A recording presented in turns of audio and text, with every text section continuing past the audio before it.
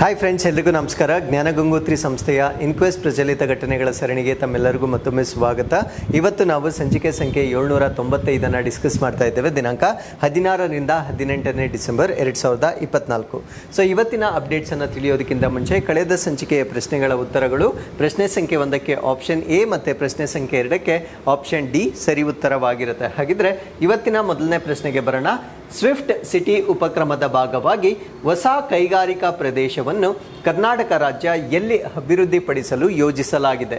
Wear is the new industrial hub as the part of Swift city initiative plan to be developed in Karnataka? So ನಮ್ಮ ಕರ್ನಾಟಕ ರಾಜ್ಯದಲ್ಲಿ ಈ ಇಂಡಸ್ಟ್ರಿಗಳು ಅಥವಾ ಕೈಗಾರಿಕೆಗಳಿಗೆ ಇನ್ನೂ ಹೆಚ್ಚಿನ ಮಹತ್ವವನ್ನು ನೀಡುವ ಕಾರಣದಿಂದ ಸ್ವಿಫ್ಟ್ ಸಿಟಿಯನ್ನು ಡೆವಲಪ್ ಮಾಡ್ತಾ ಇದ್ದಾರೆ. ಸೊ ಹಾಗಿದ್ರೆ ಆ ಪ್ರಪೋಸ್ಡ್ ಪ್ಲೇಸ್ ಯಾವುದು ಅನ್ನೋದು ನಮ್ಮ ಪ್ರಶ್ನೆ ಆಗಿರುತ್ತೆ. ಸೊ ಈ ಪ್ರಶ್ನೆಗೆ ಸರಿಯಾದ ಉತ್ತರ, ಸೊ ಇದನ್ನು ಬೆಂಗಳೂರಿನ ಸರ್ಜಾಪುರ ಪ್ರದೇಶದಲ್ಲಿ ಇದನ್ನು ಡೆವಲಪ್ ಮಾಡ್ತಕ್ಕಂಥ ನಿರ್ಧಾರವನ್ನು ನಮ್ಮ ಕರ್ನಾಟಕ ಸರ್ಕಾರ ತೆಗೆದುಕೊಂಡಿರ್ತಕ್ಕಂಥದ್ದನ್ನು ನಾವು ನೋಡ್ಬೋದಾಗಿರುತ್ತೆ. ಸೊ ಅಪ್ಡೇಟ್ ಏನು ಅಂದರೆ, Karnataka unveils 1000 acres swift city plan. So ನಮ್ಮ ಕರ್ನಾಟಕ ರಾಜ್ಯ ಸರ್ಕಾರ 1000 ಎಕರೆ ಜಾಗದಲ್ಲಿ ಸ್ವಿಫ್ಟ್ ಸಿಟಿ ಯೋಜನೆಯನ್ನು ಅನಾವರಣಗೊಳಿಸಿರ್ತಕ್ಕಂಥದ್ದನ್ನು ನಾವು ನೋಡ್ಬೋದಾಗಿರುತ್ತೆ. ಸೊ ಇತ್ತೀಚೆಗೆ ಬಜೆಟ್ನಲ್ಲಿ 2 ರೀತಿಯ ನಗರಗಳನ್ನು ನಮ್ಮ ಕರ್ನಾಟಕ ಸರ್ಕಾರ ಪ್ರಪೋಸ್ ಮಾಡಿರುತ್ತೆ ಅಥವಾ ಡೆವಲಪ್ ಮಾಡ್ತಾ ಇದೆ. ಸೊ ಆ 2 ನಗರಗಳನ್ನು, ಒಂದನ್ನು ಕ್ವಿನ್ ಸಿಟಿ ಅಂತ ಕರಿತೇವೆ, ಇನ್ನೊಂದನ್ನು ಕೀರ್ ಸಿಟಿ ಅಂತ ಕರಿತೇವೆ. ಸೊ ಇವೆರಡನ್ನ ದೊಡ್ಡಬಳ್ಳಾಪುರ ಮತ್ತು ದಾಬಸ್ಪೇಟೆ ಏನಿದೆ, ಸೊ ಈ ಒಂದು ಪ್ರದೇಶದಲ್ಲಿ ಡೆವಲಪ್ ಮಾಡ್ತಕ್ಕಂಥ ಗುರಿಯನ್ನು ಹೊಂದಿರುತ್ತೆ. ಇವೆರಡರ ಜೊತೆಗೆ ಈಗ ಸ್ವಿಫ್ಟ್ ಸಿಟಿಯನ್ನು ಡೆವಲಪ್ ಮಾಡ್ತಾ ಇದೆ. ಹಾಗಿದ್ರೆ ಸೊ ಈ ಒಂದು ಕ್ವಿನ್ನ ಫುಲ್ ಫಾರ್ಮ್ ಏನು, ಕೀರ್ನ ಫುಲ್ ಫಾರ್ಮ್ ಏನು ಅನ್ನೋದನ್ನ ನೀವು ನಮಗೆ ಕಮೆಂಟ್ಸಲ್ಲಿ ತಿಳಿಸ್ಬೋದಾಗಿರುತ್ತೆ. ಸೊ ಈ ಒಂದು ಆರ್ಟಿಕಲಲ್ಲಿ ನಾವು ಸ್ವಿಫ್ಟ್ ಸಿಟಿಯ ಬಗ್ಗೆ ಕಂಪ್ಲೀಟ್ ಮಾಹಿತಿಯನ್ನು ಡಿಸ್ಕಸ್ ಮಾಡ್ತಾ ಬರೋಣ. ಸೊ ಇದರ ಲೊಕೇಶನ್ ನಮ್ಗೆ ಆಲ್ರೆಡಿ ಗೊತ್ತಾಗಿದೆ. ಇದೊಂದು ಇಂಡಸ್ಟ್ರಿಯಲ್ ಹಬ್ ಆಗಿರುತ್ತೆ, ಅಂದರೆ ಕೈಗಾರಿಕೆಗಳಿಗೆ ಸಂಬಂಧಪಟ್ಟಿರ್ತಕ್ಕಂಥ ಒಂದು ಕೇಂದ್ರವಾಗಿರುತ್ತೆ. ಸೊ ಇದನ್ನು ನಮ್ಮ ಬೆಂಗಳೂರಿನ ಸರ್ಜಾಪುರ ಪ್ರದೇಶದಲ್ಲಿ 1000 ಎಕರೆ ಪ್ರದೇಶದಲ್ಲಿ ಡೆವಲಪ್ ಮಾಡ್ತಕ್ಕಂಥ ಒಂದು ಕಾನ್ಸೆಪ್ಟ್ ಆಗಿರುತ್ತೆ. ಸೊ ಈ ಒಂದು ಪ್ರಾಜೆಕ್ಟ್ ಏನಿದೆ, ಇದು 1000 acres ಆಫ್ ಲ್ಯಾಂಡ್ ಅಥವಾ 1000 ಭೂಮಿಯನ್ನು ಅದನ್ನು ಆಕ್ಯುಪೈ ಮಾಡ್ತಕ್ಕಂಥ ಒಂದು ಪ್ರಾಜೆಕ್ಟ್ ಆಗಿರುತ್ತೆ. ಸೊ ನ್ಯಾಷನಲ್ ಹೈವೇ 44 ಮತ್ತು ನ್ಯಾಷನಲ್ ಹೈವೇ 48 ಏನಿರುತ್ತೆ, ಸೊ ಇವೆರಡಕ್ಕೆ ತುಂಬ ಹತ್ತಿರವಾಗಿರ್ತಕ್ಕಂಥ ಪ್ರದೇಶಗಳಲ್ಲಿ ಈ ಒಂದು ಸ್ವಿಫ್ಟ್ ಸಿಟಿಯನ್ನು ಡೆವಲಪ್ ಮಾಡ್ತಕ್ಕಂಥದ್ದನ್ನು ನಾವು ನೋಡ್ಬೋದಾಗಿರುತ್ತೆ. ಹಾಗಿದ್ರೆ what is the full form of Swift, ಇದನ್ನು ಕೇಳ್ಬೋದಾಗಿರುತ್ತೆ. ಸ್ವಿಫ್ಟ್ ಅಂದರೆ ಎಸ್ ಫಾರ್ ಸ್ಟಾರ್ಟ್ಅಪ್ಸ್ ಅಂತ ಹೇಳ್ತೇವೆ, ಎರಡನೇದು work spaces, innovation, finance and technology ಅಂತ ಹೇಳ್ತೇವೆ. ಅಂದರೆ ಸ್ಟಾರ್ಟ್ಅಪ್ಗಳಿಗೆ ಉತ್ತೇಜನ ಮಾಡ್ತಕ್ಕಂಥದ್ದು, ಅದ್ರ ಜೊತೆಗೆ ಕಾರ್ಯಕ್ಷೇತ್ರಗಳನ್ನು ಅದಕ್ಕೆ ಡೆವಲಪ್ ಮಾಡ್ಕೊಳ್ತಕ್ಕಂಥದ್ದು. ಕಾರ್ಯಕ್ಷೇತ್ರಗಳು ಅಂದರೆ ಅದಕ್ಕೆ ಬೇಕಾಗಿರ್ತಕ್ಕಂಥ ಸ್ಥಳಾವಕಾಶ, ಕೈಗಾರಿಕೆಗಳಿಗೆ ಬೇಕಾಗಿರ್ತಕ್ಕಂಥ ಪ್ರಾಪರ್ ಪ್ಲೇಸ್ಗಳನ್ನು ನೀಡ್ತಕ್ಕಂಥದ್ದು. ಅದಾದಮೇಲೆ ನಾವೀನ್ಯತೆಯನ್ನು ಉತ್ತೇಜನ ಮಾಡ್ತಕ್ಕಂಥದ್ದು, ಹಣಕಾಸಿನ ವ್ಯವಸ್ಥೆ ಅಥವಾ ಹಣಕಾಸಿನ ನೆರವನ್ನು ನೀಡ್ತಕ್ಕಂಥದ್ದು ಮತ್ತು ತಂತ್ರಜ್ಞಾನದ ಮೇಲೆ ಕೇಂದ್ರೀಕರಿಸ್ತಕ್ಕಂಥ ಒಂದು ನಗರವನ್ನು ನಾವೇನಂತ ಕರಿತೀವಿ ಅಂದರೆ ಸ್ವಿಫ್ಟ್ ಸಿಟಿ ಅಂತ ಕರಿತೇವೆ. ಸೊ ಈ ಒಂದು ಸ್ವಿಫ್ಟ್ ಸಿಟಿಯ ಅಡಿಯಲ್ಲಿ 150 ಮೀಟರ್ ವೈಡ್ ಕನೆಕ್ಟಿವಿಟಿ ರೋಡನ್ನು ಡೆವಲಪ್ ಮಾಡ್ತಾರೆ. ಅಂದರೆ 150 ಮೀಟರ್ ಅಗಲದ ಸಂಪರ್ಕ ರಸ್ತೆಯನ್ನು ಈ ಒಂದು ಸ್ವಿಫ್ಟ್ ನಗರದಲ್ಲಿ ಡೆವಲಪ್ ಮಾಡ್ತಾರೆ. ರಸ್ತೆಗಳನ್ನು ಡೆವಲಪ್ ಮಾಡ್ತಾರೆ. State of the art offices ಅಂದರೆ ಆಧುನಿಕ ತಂತ್ರಜ್ಞಾನವನ್ನು ಒಳಗೊಂಡಿರ್ತಕ್ಕಂಥ ಕಚೇರಿಗಳನ್ನು ಡೆವಲಪ್ ಮಾಡ್ತಾರೆ. ರೆಸಿಡೆನ್ಷಿಯಲ್ ಕ್ಲಸ್ಟರ್ಸ್ ಅಂದರೆ ಅಲ್ಲಿ ಕೆಲಸ ಮಾಡ್ತಕ್ಕಂಥ ನೌಕರರಿಗೆ ಬೇಕಾಗಿರ್ತಕ್ಕಂಥ ವಾಸಸ್ಥಳದ ಕ್ಲಸ್ಟರ್ಗಳನ್ನು ಅಥವಾ ವಸತಿ ಸಮೂಹಗಳನ್ನು ಕೂಡ ಅಲ್ಲಿ ಡೆವಲಪ್ ಮಾಡಲಾಗುತ್ತೆ. ಅವರ ಮಕ್ಕಳಿಗಾಗಿ ಸ್ಕೂಲ್ಸ್ಗಳು ಅಥವಾ ಶಾಲೆಗಳನ್ನು ತೆರೆಯಲಾಗುತ್ತೆ. ಅದಾದಮೇಲೆ ಕೋ ವರ್ಕಿಂಗ್ ಎನ್ವೈರನ್ಮೆಂಟ್ಗಳನ್ನು ಡೆವಲಪ್ ಮಾಡ್ತಾರೆ. ಅಂದರೆ ಚಿಕ್ಕ ಚಿಕ್ಕ ಸ್ಟಾರ್ಟ್ಅಪ್ಗಳಿದ್ದಾರೆ, ಸೊ ಅವ್ರಿಗೆ ದೊಡ್ಡ ಒಂದು ಪ್ಲೇಸ್ ಬೇಕಾಗಿರೋದಿಲ್ಲ. ಆ ರೀತಿ ಒಂದು ದೊಡ್ಡ ಕಟ್ಟಡದಲ್ಲಿ ಚಿಕ್ಕ ಚಿಕ್ಕ ಸ್ಟಾರ್ಟ್ಅಪ್ಗಳನ್ನು ಒಂದೇ ಕಡೆ ಕೆಲಸ ಮಾಡಿಸ್ತಕ್ಕಂಥ ಒಂದು ಕಾನ್ಸೆಪ್ಟ್ ಆಗಿರ್ತಕ್ಕಂಥ ಕೋವರ್ಕರ್ ಅಥವಾ ಸಹ ಕೆಲಸದ ಮೂಲ ಸೌಕರ್ಯಗಳನ್ನು ಕೂಡ ಈ ಒಂದು ಸ್ವಿಫ್ಟ್ ನಗರದಲ್ಲಿ ಡೆವಲಪ್ ಮಾಡ್ತಕ್ಕಂಥದ್ದನ್ನು ನಾವು ನೋಡ್ಬೋದಾಗಿರುತ್ತೆ. ಸೊ ಅದಾದಮೇಲೆ it is going to feature 8 to 10 plug and play infrastructure facilities each spanning 20 to 25 acres. ಅಂದರೆ ಒಟ್ಟು 1000 ಎಕರೆ ಇರುತ್ತೆ. ಅದನ್ನು ಹೇಗೆ ಡಿವೈಡ್ ಮಾಡ್ತಾ ಇದ್ದಾರೆ ಅಂದರೆ 20ರಿಂದ 25 ಎಕರೆಗೆ ಒಂದು ಕ್ಲಸ್ಟರ್ ಆಗಿ ಡಿವೈಡ್ ಮಾಡ್ತಾರೆ. ಸೊ ಆ ಒಂದು ಕ್ಲಸ್ಟರ್ ಅಥವಾ ಒಂದು ಭಾಗದಲ್ಲಿ 8ರಿಂದ 10 ಪ್ಲಗ್ ಅಂಡ್ ಪ್ಲೇ ಮೂಲ ಸೌಕರ್ಯಗಳನ್ನು ಅದು ಅಭಿವೃದ್ಧಿಪಡಿಸ್ತಾರೆ. ಪ್ಲಗ್ ಅಂಡ್ ಪ್ಲೇ ಅಂದರೆ ಸಪೋಸ್ ನಾನೇನಾದರೂ ಒಂದು ಇಂಡಸ್ಟ್ರಿಯನ್ನು ಮಾಡಬೇಕು ಅಥವಾ ಒಂದು ಸ್ಟಾರ್ಟಪ್ ಅನ್ನು ಮಾಡಬೇಕು, ಸೊ ನನ್ನ ಹತ್ರ ಐಡಿಯಾ ಇದ್ರೆ ಸಾಕು, ಅದಕ್ಕೆ ಬೇಕಾಗಿರ್ತಕ್ಕಂಥ ಮೂಲಸೌಕರ್ಯ ಆಲ್ರೆಡಿ ರೆಡಿ ಇರುತ್ತೆ. ಸೊ ನಾನು ಹೋಗಿ ಜಸ್ಟ್ ಪ್ರಾರಂಭ ಮಾಡಬೇಕಾಗಿರುತ್ತೆ. ಸೊ ಅಷ್ಟು ಮೂಲಸೌಕರ್ಯಗಳನ್ನು ಒದಗಿಸ್ತಕ್ಕಂಥ ಒಂದು ಕಾನ್ಸೆಪ್ಟ್ ಅನ್ನು ನಾವು ಸ್ವಿಫ್ಟ್ ಸಿಟಿ ಅಂತ ಕರಿತಕ್ಕಂಥದ್ದನ್ನು ನಾವಿಲ್ಲಿ ನೋಡ್ಬೋದಾಗಿರುತ್ತೆ. ಸೊ ಇದರ ಟಾರ್ಗೆಟ್ ಯಾರಿಗೋಸ್ಕರ ಇದನ್ನ ಮಾಡ್ತಾ ಇದ್ದಾರೆ ಅಂತ ನಾವು ನೋಡೋದಾದ್ರೆ small and medium size startups, ಅಂದ್ರೆ ಚಿಕ್ಕದಾಗಿರ್ತಕ್ಕಂಥದ್ದು ಮತ್ತು ಮಧ್ಯಮ ಗಾತ್ರದ ಸ್ಟಾರ್ಟ್ಅಪ್ಗಳೇನಿರ್ತವೆ. So spaces ranging from 5,000 to 20,000 square feet, ಅಂದ್ರೆ 5,000 ಸ್ಕ್ವೇರ್ ಫೀಟ್ ಇಂದ 20,000 ಸ್ಕ್ವೇರ್ ಫೀಟ್ ವರೆಗೆ ಇರತಕ್ಕಂಥ ಒಂದು ಚಿಕ್ಕ ಮತ್ತು ಮಧ್ಯಮ ಗಾತ್ರದ ಒಂದು ಸ್ಟಾರ್ಟ್ಅಪ್ಗಳು ಏನಿರ್ತವೆ. ಸೊ ಇವರಿಗಾಗಿ ಆ ಒಂದು ಪ್ರದೇಶವನ್ನ ಲೀಸಲ್ಲಿ ಕೊಡ್ಬೋದು, ಸೇಲ್ ಮಾಡ್ಬೋದು, ಅಥವಾ ಇನ್ವೆಸ್ಟ್ಮೆಂಟ್ ಶೇರಿಂಗ್ ಮಾಡೆಲ್ಸ್ಗಳಲ್ಲಿ ಸೊ ಅವರಿಗೆ ಬೇಕಾಗಿರ್ತಕ್ಕಂಥ ಮೂಲ ಸೌಕರ್ಯಗಳನ್ನ ಈ ಒಂದು ನಗರದಲ್ಲಿ ಒದಗಿಸ್ತಕ್ಕಂಥದ್ದನ್ನ ನಾವಿಲ್ಲಿ ಗಮನಿಸಬಹುದಾಗಿರುತ್ತೆ. ಸೊ ಅದಾದ್ಮೇಲೆ ಇದರಿಂದ ಆಗ್ತಕ್ಕಂಥ ಎಕನಾಮಿಕ್ ಇಂಪ್ಯಾಕ್ಟ್ ಅಥವಾ ಆರ್ಥಿಕತೆ ಮೇಲೆ ಯಾವ ರೀತಿ ಪರಿಣಾಮ ಬೀರುತ್ತೆ ಅಂದ್ರೆ, ಸೊ ಇದು ಇನ್ವೆಸ್ಟರ್ಸ್ ಅಥವಾ ಬಂಡವಾಳವನ್ನ ಹೆಚ್ಚಾಗಿ ಆಕರ್ಷಣೆ ಮಾಡುತ್ತೆ. ಅದ್ರ ಜೊತೆಗೆ ಎಂಪ್ಲಾಯ್ಮೆಂಟ್ ಅಥವಾ ಉದ್ಯೋಗ ಅವಕಾಶಗಳು ಹೆಚ್ಚಾಗುತ್ತೆ. ಅದ್ರ ಜೊತೆಗೆ ಆಬ್ವಿಯಸ್ಲಿ ಈ ಒಂದು ಆರ್ಥಿಕ ಅಭಿವೃದ್ಧಿ ಆಗ್ತಕ್ಕಂಥದ್ದನ್ನ ಸೊ ಈ ಒಂದು ಸ್ವಿಫ್ಟ್ ಸಿಟಿಯಿಂದ ನಾವು ಎಕ್ಸ್ಪೆಕ್ಟ್ ಮಾಡಬಹುದಾಗಿರುತ್ತೆ. So with this let's get into question number 2. Karnataka ಹೈಕೋರ್ಟ್ನಲ್ಲಿ ಸಲ್ಲಿಸಲಾದ PIL ಈ ಕೆಳಗಿನ ಯಾವ ಪ್ರದೇಶಗಳಲ್ಲಿ ಜೀವ ವೈವಿಧ್ಯ ನಿರ್ವಹಣಾ ಸಮಿತಿಗಳ ರಚನೆಗೆ ಕರೆ ನೀಡಿದೆ? The PIL filed in the Karnataka High Court calls for the formation of biodiversity management committees in which of the following areas? So ಬಯೋಡೈವರ್ಸಿಟಿಯನ್ನ ಸಂರಕ್ಷಣೆ ಮಾಡ್ತಕ್ಕಂಥ ಸುದ್ದಿಗಳನ್ನು ನಾವು ಬಹಳ ಇತ್ತೀಚೆಗೆ ಕೇಳ್ತಾ ಇದ್ದೇವೆ. ಸೊ ಇದು ನಮ್ಮ ಸಂವಿಧಾನದ ಪ್ರಕಾರ ಕೂಡ ನಾವು ಕೇವಲ ಅಭಿವೃದ್ಧಿಯನ್ನ ಮಾಡ್ತಕ್ಕಂಥದ್ದಲ್ಲ, ಈವನ್ ಜೀವ ವೈವಿಧ್ಯತೆಯನ್ನ ಕೂಡ ಕಾಪಾಡ್ತಕ್ಕಂಥ ಒಂದು ಆರ್ಟಿಕಲ್ಸ್ ಅನ್ನ ನಾವು ನೋಡ್ಬೋದಾಗಿರುತ್ತೆ. ಸೊ ಈ ನಿಟ್ಟಿನಲ್ಲಿ ಇತ್ತೀಚೆಗೆ ಒಬ್ಬರು PIL ಅನ್ನ ಹಾಕಿರ್ತಾರೆ. ಸೊ ಆ ಒಂದು PIL ಅನ್ನ ಪರಿಶೀಲನೆಗೊಳಿಸಿದ ನಂತರ ಸೊ ಈ ಒಂದು ಪ್ರದೇಶಗಳಲ್ಲಿ ಬಯೋಡೈವರ್ಸಿಟಿ ಕಮಿಟಿಗಳನ್ನ ಅಥವಾ ಜೀವ ವೈವಿಧ್ಯತೆ ಸಮಿತಿಗಳನ್ನ ಅಥವಾ ನಿರ್ವಹಣಾ ಸಮಿತಿಗಳನ್ನ ಸ್ಥಾಪನೆ ಮಾಡಬೇಕಂತ ಹೈಕೋರ್ಟ್ ತಿಳಿಸಿರ್ತಕ್ಕಂಥದ್ದನ್ನ ನಾವು ನೋಡ್ಬೋದಾಗಿರುತ್ತೆ. ಹಾಗಿದ್ರೆ ಎಲ್ಲಿ ಈ ಒಂದು ಬಯೋಡೈವರ್ಸಿಟಿ ಮ್ಯಾನೇಜ್ಮೆಂಟ್ ಕಮಿಟಿಗಳನ್ನ ಡೆವಲಪ್ ಮಾಡ್ತಕ್ಕಂಥ ಒಂದು ಡಿಸಿಷನ್ ಅನ್ನ ಹೈಕೋರ್ಟ್ ತಿಳಿಸಿದೆ ಅಂತಕ್ಕಂಥದ್ದು ನಮ್ಮ ಪ್ರಶ್ನೆ ಆಗಿರುತ್ತೆ. ಸೊ ಇದು ಕೂಡ ನಮ್ಮ ಕರ್ನಾಟಕಕ್ಕೆ ಸಂಬಂಧಪಟ್ಟಿರ್ತಕ್ಕಂಥ ಅಪ್ಡೇಟ್ ಆಗಿರುತ್ತೆ. ಸೊ ಇದಕ್ಕೆ ಉತ್ತರ ಏನು ಅಂದ್ರೆ, ಕರ್ನಾಟಕದಾದ್ಯಂತ ಎಲ್ಲ ಗ್ರಾಮ ಪಂಚಾಯತ್ಗಳಲ್ಲಿ, ತಾಲೂಕುಗಳಲ್ಲಿ ಮತ್ತು ಜಿಲ್ಲೆಗಳಲ್ಲಿ, ಅಂದ್ರೆ ಇನ್ ಆಲ್ ಗ್ರಾಮ ಪಂಚಾಯತ್ಸ್ ಆಗಿರ್ಬೋದು, ತಾಲೂಕ್ಸ್ ಆಗಿರ್ಬೋದು ಮತ್ತೆ ಡಿಸ್ಟ್ರಿಕ್ಟ್ಸ್ ಆಗಿರ್ಬೋದು, ಇಲ್ಲೆಲ್ಲ ನಾವು ಏನನ್ನ ಡೆವಲಪ್ ಮಾಡಬೇಕಾಗಿರುತ್ತೆ ಅಂದ್ರೆ, ಸೊ ಈ ಒಂದು ಬಯೋಡೈವರ್ಸಿಟಿ ಮ್ಯಾನೇಜ್ಮೆಂಟ್ ಕಮಿಟಿಯನ್ನ ಇನ್ಮೇಲೆ ಕಡ್ಡಾಯವಾಗಿ ಡೆವಲಪ್ ಮಾಡಬೇಕಾಗಿರುತ್ತೆ. ಸೊ ಈ ಒಂದು ಡಿಸಿಷನ್ ಅನ್ನ ನಮ್ಮ ಕರ್ನಾಟಕದ ಹೈಕೋರ್ಟ್ ತಿಳಿಸಿರ್ತಕ್ಕಂಥದ್ದನ್ನ ನಾವು ನೋಡ್ಬೋದಾಗಿರುತ್ತೆ. ಸೊ ಇದನ್ನ ನಾವು ಇನ್ ಶಾರ್ಟ್ ಏನಂತ ಹೇಳ್ತೀವಿ ಅಂದ್ರೆ BMC ಅಂತ ಹೇಳ್ತೇವೆ, biodiversity management committee. In short ಇದನ್ನ ನಾವು BMC ಅಂತ ಹೇಳ್ತೇವೆ. ಸೊ ಇದರ ಬಗ್ಗೆ ನಾವಿಲ್ಲಿ ಕಂಪ್ಲೀಟ್ ಆಗಿ ಡಿಸ್ಕಸ್ ಮಾಡ್ತಾ ಬರೋಣ. ಸೊ BMC ಅನ್ನ ಕಡ್ಡಾಯವಾಗಿ ಸ್ಥಾಪನೆ ಮಾಡಬೇಕು ಅಂತ ಹೇಳಿರ್ತಕ್ಕಂಥದ್ದು ನಮ್ಮ ಕರ್ನಾಟಕದ ಹೈಕೋರ್ಟ್ ಇಶ್ಯೂ ಮಾಡಿರ್ತಕ್ಕಂಥ ಒಂದು ನೋಟಿಸ್ ಆಗಿರುತ್ತೆ. ಸೊ ಈ ಒಂದು ನೋಟಿಸ್ನ ಅನ್ವಯವಾಗಿ ನಮ್ಮ ಕರ್ನಾಟಕದಲ್ಲಿ ಬಯೋಡೈವರ್ಸಿಟಿ ಮ್ಯಾನೇಜ್ಮೆಂಟ್ ಕಮಿಟೀಸ್ ಅಥವಾ ಈ ಒಂದು ಜೀವ ವೈವಿಧ್ಯತೆ ನಿರ್ವಹಣೆ ಸಮಿತಿಗಳನ್ನ ಯಾವ ಮಟ್ಟಗಳಲ್ಲಿ ರಚಿಸಬೇಕಾಗಿರುತ್ತೆ ಅಂದ್ರೆ, ನಮ್ಮ ಗ್ರಾಮ ಪಂಚಾಯಿತಿ ಮಟ್ಟಗಳಲ್ಲಿ, ಅಂದ್ರೆ ಎಲ್ಲಾ ಗ್ರಾಮ ಪಂಚಾಯಿತಿ ಮಟ್ಟಗಳಲ್ಲಿ, ನಮ್ಮ ತಾಲೂಕುಗಳಲ್ಲಿ ಮತ್ತೆ ನಮ್ಮ ಜಿಲ್ಲೆಗಳಲ್ಲಿ ಸೊ ಬಯೋಡೈವರ್ಸಿಟಿಯನ್ನ ಕನ್ಸರ್ವ್ ಮಾಡಲಿಕ್ಕೆ ಬೇಕಾಗಿರ್ತಕ್ಕಂಥ ನಿರ್ವಹಣಾ ಸಮಿತಿಯನ್ನ ಇನ್ಮೇಲೆ ಕಡ್ಡಾಯವಾಗಿ ಸ್ಥಾಪನೆ ಮಾಡ್ತಕ್ಕಂಥದ್ದು ಸೊ ಈ ಒಂದು ನೋಟಿಸ್ ಅನ್ನ ಹೈಕೋರ್ಟ್ ಇಶ್ಯೂ ಮಾಡಿರುತ್ತೆ.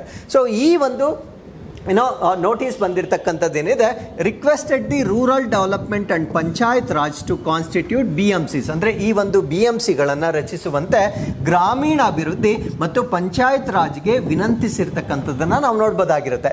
ಸೊ ಯಾವ ಕಾಯ್ದೆ ಅಡಿಯಲ್ಲಿ ಇದು ಕಂಪ್ಲೈ ಆಗುತ್ತೆ ಅಂತ ನಾವು ನೋಡೋದಾದ್ರೆ, section 41 of the biological diversity act 2002 and the amendment act 2023, ಅಂದರೆ ಈ ರೀತಿಯ ಸಮಿತಿಗಳನ್ನು ಸ್ಥಾಪಿಸಬೇಕಾಗಿರ್ತಕ್ಕಂಥ ಒಂದು ಪ್ರವೃತ್ತಿ ಅಥವಾ ಒಂದು ಪದ್ಧತಿ ಏನಿದೆ, ಸೊ ಅದಕ್ಕೆ ಒಂದು ಆರ್ಟಿಕಲ್ ಅನ್ನ ನಾವು ಕನೆಕ್ಟ್ ಮಾಡಬಹುದಾಗಿರುತ್ತೆ. ಆ ಒಂದು ವಿಧಿ ಯಾವುದು ಅಂದ್ರೆ ಜೈವಿಕ ವೈವಿಧ್ಯತೆ ಕಾಯ್ದೆ ಅಂತ ಹೇಳ್ತೇವೆ. ಸೊ ಇದು 2002ರಲ್ಲಿ ಒಂದು ಸೆಕ್ಷನ್ 41 ಅಂತ ಬರುತ್ತೆ.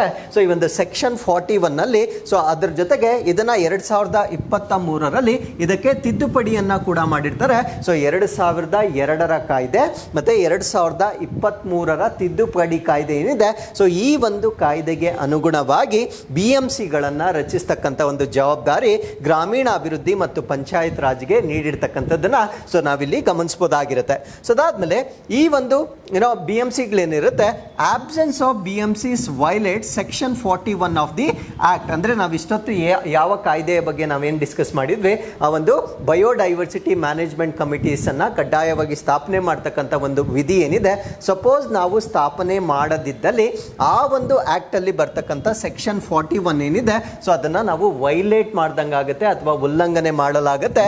So which mandates their formation for biodiversity conservation. ಅಂದ್ರೆ ಈ ಒಂದು ಸೆಕ್ಷನ್ 41 ಏನಿದೆ, ಸೊ ಇದು ಕಡ್ಡಾಯವಾಗಿ ಈ ಒಂದು ಸಮಿತಿಗಳನ್ನ ಸ್ಥಾಪನೆ ಮಾಡ್ತಕ್ಕಂಥದ್ದನ್ನ ಹೇಳುವ ಕಾರಣದಿಂದ ಸೊ ನಾವೇನಾದ್ರೂ ಸ್ಥಾಪನೆ ಮಾಡದಿದ್ದರೆ ಸೊ ಆ ಒಂದು ಉಲ್ಲಂಘನೆಯನ್ನ ನಾವಿಲ್ಲಿ ನೋಡಬಹುದಾಗಿರುತ್ತೆ. ಸೊ ಇದರ ಮೇಲೆ ಪರ್ಸನಲ್ ಇಂಟ್ರೆಸ್ಟ್ ಲಿಟಿಗೇಷನ್ ಅನ್ನ ಹಾಕಿರುವ ಕಾರಣದಿಂದ ಹೈಕೋರ್ಟ್ ಈ ಒಂದು ತೀರ್ಪನ್ನ ನೀಡಲಾಗಿರುತ್ತೆ. ಸೊ ಇದರ ಸಿಗ್ನಿಫಿಕೆನ್ಸ್ ಅಥವಾ ಮಹತ್ವ ಏನು ಅಂತ ನಾವು ನೋಡೋದಾದ್ರೆ, article 48A of the constitution imposes an obligation on the state to protect and improve the environment and safeguard the forest and wildlife. ಅಂದ್ರೆ ಈ ಸಂವಿಧಾನದ 48ನೇ ವಿಧಿ ಅಥವಾ ಪರಿಚ್ಛೇದ ಏನಿದೆ, ಸೊ ಈ ಒಂದು ಪರಿಚ್ಛೇದದ ಪ್ರಕಾರ ಪರಿಸರವನ್ನ ಸಂರಕ್ಷಣೆ ಮಾಡ್ತಕ್ಕಂಥದ್ದು ಮತ್ತೆ ಅದನ್ನ ಸುಧಾರಿಸ್ತಕ್ಕಂಥದ್ದು ಮತ್ತು ಅರಣ್ಯಗಳನ್ನ ಮತ್ತು ವನ್ಯಜೀವಿಗಳನ್ನ ಸಂರಕ್ಷಣೆ ಮಾಡ್ತಕ್ಕಂಥದ್ದು ಅದು ಬಾಧ್ಯತೆ ಆಗಿರ್ತಕ್ಕಂಥದ್ದನ್ನ ನಾವು ನೋಡ್ಬೋದಾಗಿರುತ್ತೆ. ಸೊ ಈ ಒಂದು ಆರ್ಟಿಕಲ್ ಅನ್ನ ಫುಲ್ಫಿಲ್ ಮಾಡಲಿಕ್ಕೆ ಅಥವಾ ಈ ಒಂದು ರೆಸ್ಪಾನ್ಸಿಬಿಲಿಟಿಯನ್ನ ನಾವು ಎಕ್ಸಿಕ್ಯೂಟ್ ಮಾಡುವ ಕಾರಣದಿಂದ ಸೊ ಈ ಒಂದು ಸಮಿತಿಗಳನ್ನ ನೇಮಕ ಮಾಡ್ತಕ್ಕಂಥ ಒಂದು ನೋಟಿಸ್ ಅನ್ನ ಹೈಕೋರ್ಟ್ ಈಗ ನೀಡಿರ್ತಕ್ಕಂಥದ್ದನ್ನ ನಾವಿಲ್ಲಿ ಗಮನಿಸಬಹುದಾಗಿರುತ್ತೆ. ಸೊ ಈ ಒಂದು ಬಯೋಡೈವರ್ಸಿಟಿ ಮ್ಯಾನೇಜ್ಮೆಂಟ್ ಕಮಿಟೀಸ್ ಇದರ ರಚನೆಯ ಬಗ್ಗೆ ನಾವಿಲ್ಲಿ ಕಂಪ್ಲೀಟ್ ಆಗಿ ಡಿಸ್ಕಸ್ ಮಾಡೋದಾದ್ರೆ, ಸೊ ಇದನ್ನ ನಾವು ಲೋಕಲ್ ಬಾಡೀಸ್ ಅಂತ ಹೇಳ್ತೇವೆ. ಅಂದ್ರೆ ಸ್ಥಳೀಯವಾಗಿರ್ತಕ್ಕಂಥ ಸಂಸ್ಥೆಗಳು ಅಥವಾ ಅಂಗ ಸಂಸ್ಥೆಗಳು ಅಂತ ಹೇಳ್ಬೋದಾಗಿರುತ್ತೆ. ಸೊ ಇದನ್ನ ಬಯೋಲಾಜಿಕಲ್ ಡೈವರ್ಸಿಟಿ ಆಕ್ಟ್ 2002 ಏನಿದೆ, ಅಂದ್ರೆ ಜೀವ ವೈವಿಧ್ಯತೆ, ಸೊ ಈ ಒಂದು ವೈವಿಧ್ಯತೆ ಕಾಯ್ದೆ 2002ರ ಅಡಿಯಲ್ಲಿ ಸೊ ಇದನ್ನ ಸ್ಥಾಪನೆ ಮಾಡ್ತಕ್ಕಂಥದ್ದನ್ನ ನಾವು ನೋಡ್ಬೋದಾಗಿರುತ್ತೆ. ಸೊ ಇದೇನ್ ಮಾಡುತ್ತಂದ್ರೆ ಈ ಒಂದು ಸಮಿತಿ ಏನಿದೆ, ಇಟ್ ಪ್ರಮೋಟ್ಸ್ ದಿ ಕನ್ಸರ್ವೇಷನ್ ಅಂದ್ರೆ ಸಂರಕ್ಷಣೆಯನ್ನ ಅದು ಪ್ರಮೋಟ್ ಮಾಡುತ್ತೆ. ಸಸ್ಟೈನಬಲ್ ಯೂಸ್ ಅಂದ್ರೆ ಸುಸ್ಥಿರವಾದ ಬಳಕೆ ಆಗಿರ್ಬೋದು. ಅದಾದ್ಮೇಲೆ documentation of biological diversity at the local level ಅಂದ್ರೆ ಸ್ಥಳೀಯ ಹಂತದಲ್ಲಿ ಸೊ ಈ ಒಂದು ಜೀವ ವೈವಿಧ್ಯತೆ ಎಷ್ಟಿದೆ ಆ ಒಂದು ದಾಖಲಾತಿಯನ್ನ ಈ ಒಂದು ಸಮಿತಿಯ ಮುಖಾಂತರ ಮಾಡ್ತಕ್ಕಂಥದ್ದನ್ನ ಉತ್ತೇಜನ ಮಾಡುವ ಕಾರಣದಿಂದ ಈ ಒಂದು ಸಮಿತಿಗಳನ್ನ ಈ ಒಂದು 2002ರ ಕಾಯ್ದೆಯ ಅಡಿಯಲ್ಲಿ ಸ್ಥಾಪನೆ ಮಾಡ್ತಕ್ಕಂಥದ್ದನ್ನ ನಾವು ನೋಡಬಹುದಾಗಿರುತ್ತೆ. ಸೊ ಇದರ ಫಾರ್ಮೇಶನ್ ಅನ್ನ ನಾವು ನೋಡೋದಾದ್ರೆ, every local body must constitute of BMC ಅಂದ್ರೆ ಪ್ರತಿ ಒಂದು ಸ್ಥಳೀಯ ಸಂಸ್ಥೆ BMCಯನ್ನ ರಚಿಸಬೇಕಾಗಿರುತ್ತೆ. ಸೊ BMCಯಲ್ಲಿ ಎಷ್ಟು ಜನ ಸದಸ್ಯರಿರ್ತಾರೆ ಇದೆಲ್ಲ ವೆರಿ ಇಂಪಾರ್ಟೆಂಟ್ ಪಾಯಿಂಟ್ ಆಗಿರುತ್ತೆ. ಬಿಕಾಸ್ ಸೊ ಈ ರೀತಿಯ ಅಪ್ಡೇಟ್ಸ್ಗಳನ್ನು ನಾವೆಲ್ಲೂ ಕೂಡ ಓದಿರೋದಿಲ್ಲ. ಸೊ ಎಕ್ಸಾಮಲ್ಲಿ ಬಂದಾಗ ಇಷ್ಟೆಲ್ಲ ಇನ್ಫಾರ್ಮೇಷನ್ ನಮಗೆ ಗೊತ್ತಿರಬೇಕಾಗಿರುತ್ತೆ. ಸೊ ಇದರಲ್ಲಿ ಒಬ್ಬ ಚೇರ್ಪರ್ಸನ್ ಇರ್ತಾರೆ. ಚೇರ್ಪರ್ಸನ್ ಅಂದರೆ ಸೊ ಅದರ ಅಧ್ಯಕ್ಷರು ಅಂತ ಹೇಳ್ಬೋದಾಗಿರುತ್ತೆ. ಅದ್ರ ಜೊತೆಗೆ up to 6 members nominated by the local body ಅಂದರೆ ಆ ಒಂದು ಸ್ಥಳೀಯ ಅಂಗಸಂಸ್ಥೆ ಏನಿರುತ್ತೆ ಸೊ ಅದರಿಂದ ನಾಮನಿರ್ದೇಶನಗೊಂಡಿರ್ತಕ್ಕಂಥ 6 ಸದಸ್ಯರನ್ನ ನಾವು ನೋಡಬಹುದಾಗಿರುತ್ತೆ. ಅದ್ರ ಜೊತೆಗೆ ಒಬ್ಬ ಅಧ್ಯಕ್ಷರನ್ನ ನಾವು ನೋಡಬಹುದಾಗಿರುತ್ತೆ. ಸೊ ಇದರಲ್ಲಿ 1/3 ವಿಮೆನ್ ಆಗಿರ್ಬೇಕಾಗಿರುತ್ತೆ. ಅಂದ್ರೆ 1/3 ಜನ ಈ ಸದಸ್ಯರೇನಿರ್ತಾರೆ ಸೊ ಅದರಲ್ಲಿ ಮಹಿಳೆಯರಾಗಿರ್ಬೇಕಾಗಿರುತ್ತೆ. And at least 18% belonging to the schedule caste ಮತ್ತೆ ಸ್ಕೆಡ್ಯೂಲ್ ಟ್ರೈಬ್ ಅಂದ್ರೆ 18% ಈ ಒಂದು ಸದಸ್ಯರೇನಿರ್ತಾರೆ ಇವರು ಪರಿಶಿಷ್ಟ ಜಾತಿ ಆಗಿರ್ಬೋದು ಅಥವಾ ಪರಿಶಿಷ್ಟ ಪಂಗಡಗಳಿಗೆ ಸೇರಿರ್ತಕ್ಕಂಥ ವ್ಯಕ್ತಿಗಳನ್ನ ಕಡ್ಡಾಯವಾಗಿ ಈ ಸಮಿತಿಯಲ್ಲಿ ಸದಸ್ಯರನ್ನಾಗಿ ನೇಮಕ ಮಾಡಲೇಬೇಕಾಗಿರುತ್ತೆ.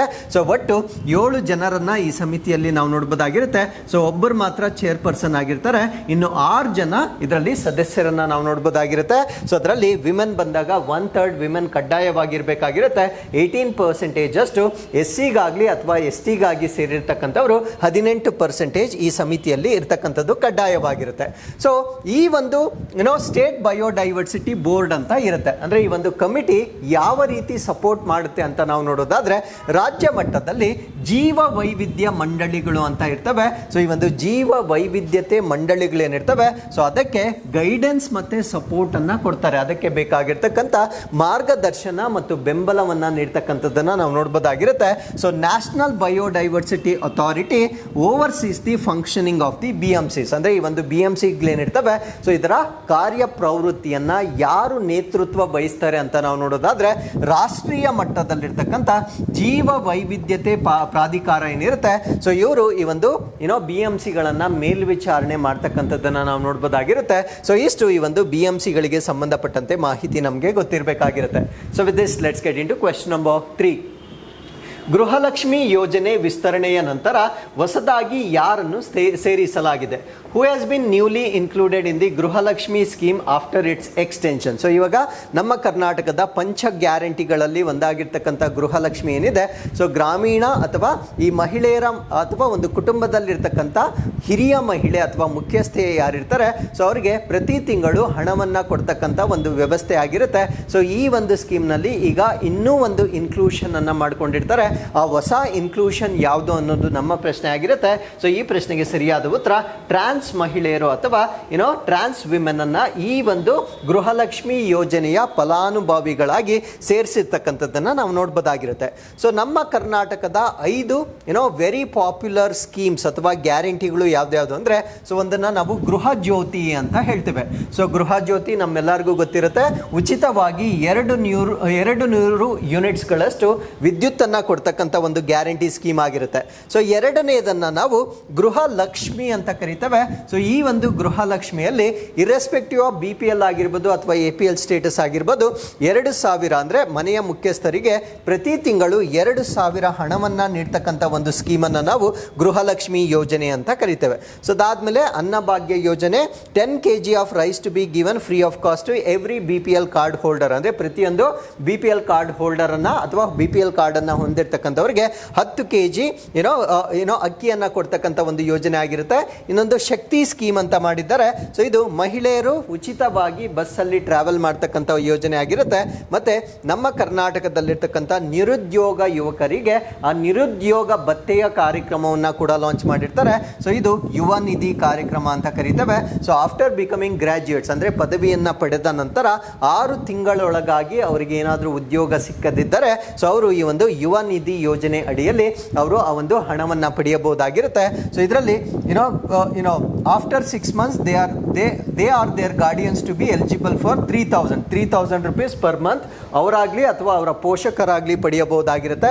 ಸೊ ಡಿಪ್ಲೊಮಾ ಹೋಲ್ಡರ್ಸ್ ಆಗಿದ್ರೆ ಅವರಿಗೆ 1,500 ರೂಪಾಯಿಯಷ್ಟು ಹಣವನ್ನ ಪ್ರತಿ ತಿಂಗಳು ನಿರುದ್ಯೋಗ ಭತ್ಯೆಯಲ್ಲಿ ನೀಡ್ತಕ್ಕಂಥದ್ದನ್ನ ನಾವು ನೋಡ್ಬೋದಾಗಿರುತ್ತೆ. ಸೊ ಇವತ್ತು ಬಂದಿರತಕ್ಕಂಥ ಅಪ್ಡೇಟ್ ಏನು ಅಂದ್ರೆ, ಸೊ ಈ ಒಂದು ಗೃಹಲಕ್ಷ್ಮಿ ಸ್ಕೀಮ್ ಏನಿದೆ, ಸೊ ಇದರಲ್ಲಿ ಕೇವಲ women heads of the family ಅಂದ್ರೆ ಕುಟುಂಬದಲ್ಲಿರ್ತಕ್ಕಂಥ ಮಹಿಳಾ ಅಥವಾ ಹಿರಿಯ ಮಹಿಳೆಯರಿಗೆ ಈ ಒಂದು ಪಿಂಚಣಿಯನ್ನ ನೀಡ್ತಾ ಇದ್ರು. ಸೊ ಇವಾಗ ಇದನ್ನ ಟ್ರಾನ್ಸ್ ವಿಮೆನ್ ಅಥವಾ ಸೊ ಈ ಒಂದು ತೃತೀಯ ಲಿಂಗಿಗಳಿಗೂ ಕೂಡ ಎಕ್ಸ್ಟೆಂಡ್ ಮಾಡಿರ್ತಕ್ಕಂಥದ್ದನ್ನ ನಾವು ನೋಡಬಹುದಾಗಿರುತ್ತೆ.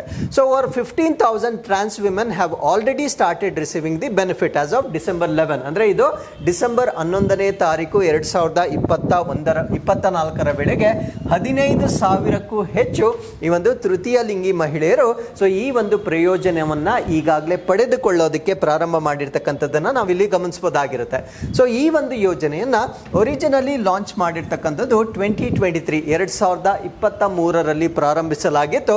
So it is a part of broader efforts to promote gender equality and support vulnerable population. ಅಂದ್ರೆ ನಮ್ಮ ಕರ್ನಾಟಕದಲ್ಲಿ ಲಿಂಗ ಸಮಾನತೆಯನ್ನ ನಾವು ಅಚೀವ್ ಮಾಡಲಿಕ್ಕೆ, ಅದಾದ್ಮೇಲೆ ಈ ಒಂದು ಶೋಷಿತ ವರ್ಗ ಅಥವಾ ದುರ್ಬಲ ಜನಸಂಖ್ಯೆ ಏನಿದೆ ಸೊ ಅವರನ್ನ ಪ್ರಮೋಟ್ ಮಾಡುವ ಸಲುವಾಗಿ ಲಾಂಚ್ ಮಾಡಿರ್ತಕ್ಕಂಥ ಒಂದು ಕಾರ್ಯಕ್ರಮ ಇದಾಗಿರುತ್ತೆ.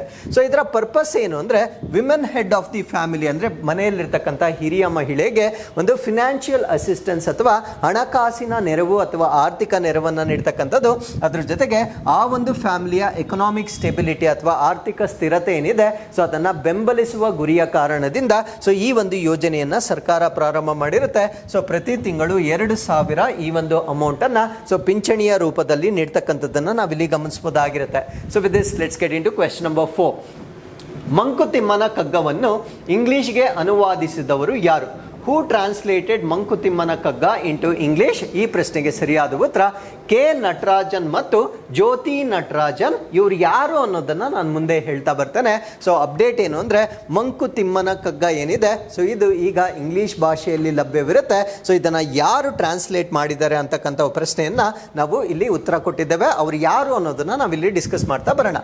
ಸೊ ಈ DV ಗುಂಡಪ್ಪ ಅವರ ಗ್ರ್ಯಾಂಡ್ ಸನ್ ಅಥವಾ ಮೊಮ್ಮಗನಾಗಿರ್ತಕ್ಕಂಥ ಕೆ ನಟರಾಜನ್ ನಟರಾಜನ್ ಮತ್ತೆ ಅವರ ವೈಫ್ ಅಥವಾ ಹೆಂಡತಿ ಆಗಿರ್ತಕ್ಕಂಥ ಜ್ಯೋತಿ ನಟರಾಜನ್ ಇವರಿಬ್ಬರು ಸೇರಿ ಮಂಕುತಿಮ್ಮನ ಕಗ್ಗವನ್ನ ಇಂಗ್ಲಿಷ್ಗೆ ಟ್ರಾನ್ಸ್ಲೇಟ್ ಮಾಡಿರ್ತಕ್ಕಂಥದ್ದನ್ನು ನಾವು ನೋಡ್ಬೋದಾಗಿರುತ್ತೆ. ಸೊ ಇದಕ್ಕೆ ಯೋಕ್ ಶೀಫ್ಸ್ ಅಂತ ನಾಮಕರಣವನ್ನ ಮಾಡಿರ್ತಾರೆ, ಅಂದ್ರೆ ಯೋಕೆಲ್ಸ್ ಶೀಫ್ಸ್ ಅಂತ ಇದಕ್ಕೆ ನಾಮಕರಣ ಮಾಡಿರ್ತಕ್ಕಂಥದ್ದನ್ನ ನಾವು ನೋಡ್ಬೋದಾಗಿರುತ್ತೆ. ಸೊ ಈ ಒಂದು ಟೈಟಲ್ನ ಮೀನಿಂಗ್ ಏನು ಅನ್ನೋದನ್ನ ನೀವೇ ಕಮೆಂಟ್ಸ್ ಅಲ್ಲಿ ತಿಳಿಸ್ಬೋದಾಗಿರುತ್ತೆ. ಸೊ ಇದನ್ನ ಯೋಕೆಲ್ಸ್ ಶೀಪ್ಸ್ ಅಂತಕ್ಕಂಥ ಒಂದು ಟೈಟಲ್ನ ಮೇಲೆ ಈ ಕನ್ನಡದ ಮಂಕುತಿಮ್ಮನ ಕಗ್ಗ ಏನಿದೆ ಸೊ ಇದನ್ನ ಇಂಗ್ಲಿಷ್ಗೆ ಭಾಷಾಂತರ ಮಾಡಿರ್ತಕ್ಕಂಥದ್ದನ್ನ ನಾವಿಲ್ಲಿ ಗಮನಿಸಬಹುದಾಗಿರುತ್ತೆ.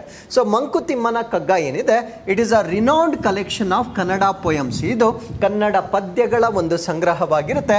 Deep philosophical thoughts and practical wisdom, ಅಂದ್ರೆ ಆ ಒಂದು ಪದ್ಯಗಳೇನಿರ್ತವೆ ಅದು ಪ್ರಾಯೋಗಿಕ ಬುದ್ಧಿವಂತಿಕೆಯನ್ನ ಪ್ರತಿಬಿಂಬಿಸ್ತಕ್ಕಂಥ ಕವನಗಳ ಪ್ರಸಿದ್ಧ ಸಂಗ್ರಹವನ್ನ ನಾವೇನಂತ ಕರಿತೀವಿ ಅಂದ್ರೆ ಮಂಕುತಿಮ್ಮನ ಕಗ್ಗ ಅಂತ ಕರಿತೇವೆ. ಸೊ ಇದರಲ್ಲಿ ಒಟ್ಟು 945 ಪೊಯಮ್ಸ್ಗಳನ್ನು ನಾವು ನೋಡ್ಬೋದಾಗಿರುತ್ತೆ. ಸೊ ಸರಳ ಮತ್ತು ಆಳವಾದ ಶೈಲಿಯನ್ನ ಬಿಂಬಿಸ್ತಕ್ಕಂಥ 945 ಕವಿತೆಗಳನ್ನ ಸೊ ಈ ಒಂದು ಮಂಕುತಿಮ್ಮನ ಕಗ್ಗದಲ್ಲಿ ನಾವು ನೋಡ್ಬೋದಾಗಿರುತ್ತೆ.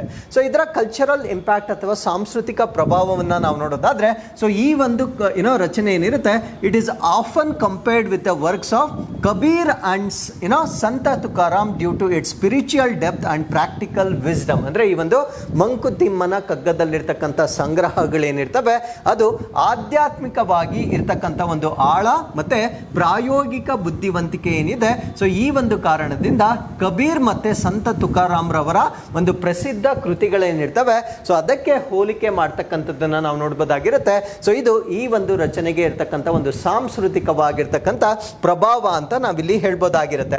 ಸೊ ಈಗ ಇದನ್ನ ರಚನೆ ಮಾಡಿರ್ತಕ್ಕಂಥ DV ಗುಂಡಪ್ಪನವರ ಬಗ್ಗೆ ಹೆಚ್ಚಿನ ಮಾಹಿತಿನ ತಿಳ್ಕೊಳ್ಳೋದಾದ್ರೆ so DV stands for Devanahalli Venkataramanaiah Gundappa ಅಂತ ಹೇಳ್ತೇವೆ. ಸೊ ಇವರು 1887 ಜನನವಾಗಿರ್ತಕ್ಕಂಥದ್ದನ್ನ ನಾವು ನೋಡ್ಬೋದಾಗಿರುತ್ತೆ. ಸೊ ಕರ್ನಾಟಕದ ಕೋಲಾರ ಜಿಲ್ಲೆಯ ಮುಳಬಾಗಿಲಿನಲ್ಲಿ ಜನಿಸಿರ್ತಕ್ಕಂಥದ್ದನ್ನ ನಾವಿಲ್ಲಿ ಗಮನಿಸಬಹುದಾಗಿರುತ್ತೆ. ಸೊ ಅದಾದ್ಮೇಲೆ 1975 ಅಂದ್ರೆ 1975ರಲ್ಲಿ ಬೆಂಗಳೂರಿನಲ್ಲಿ ಇವರು ನಿಧನವನ್ನ ಹೊಂದಿರತಕ್ಕಂಥದ್ದನ್ನ ನಾವಿಲ್ಲಿ ನೋಡ್ಬೋದಾಗಿರುತ್ತೆ.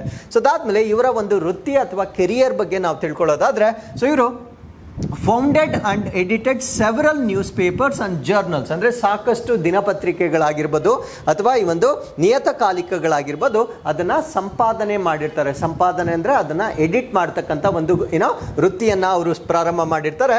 So including Bharati and Karnataka. So Bharati ಮತ್ತು ಕರ್ನಾಟಕ ಸೇರಿದಂತೆ ಹಲವಾರು ಪತ್ರಿಕೆಗಳು ಮತ್ತು ನಿಯತಕಾಲಿಕೆಗಳಲ್ಲಿ ಸೊ ಅವರು ಸಂಪಾದಕರಾಗಿ ವೃತ್ತಿಯನ್ನು ಮಾಡಿರ್ತಕ್ಕಂಥದ್ದನ್ನು ನಾವು ನೋಡ್ಬೋದಾಗಿರುತ್ತೆ. ಸೊ ಅದ್ರ ಜೊತೆಗೆ his contribution to Karnataka literature including poetry, essays and biographies. ಅಂದರೆ ಇವರು ನಮ್ಮ ಕನ್ನಡ ಸಾಹಿತ್ಯಕ್ಕಾಗಿ ಸಾಕಷ್ಟು ಕವನಗಳನ್ನು ಬರೆದಿದ್ದಾರೆ, ಪ್ರಬಂಧಗಳು ಅಥವಾ ಜೀವನ ಚರಿತ್ರೆ ಸೇರಿದಂತೆ ಕನ್ನಡ ಸಾಹಿತ್ಯಕ್ಕೆ ಅವರು ಅನೇಕ ಕೊಡುಗೆಗಳನ್ನು ಕೊಟ್ಟಿರ್ತಕ್ಕಂಥದ್ದನ್ನು ನಾವಿಲ್ಲಿ ಗಮನಿಸಬಹುದಾಗಿರುತ್ತೆ.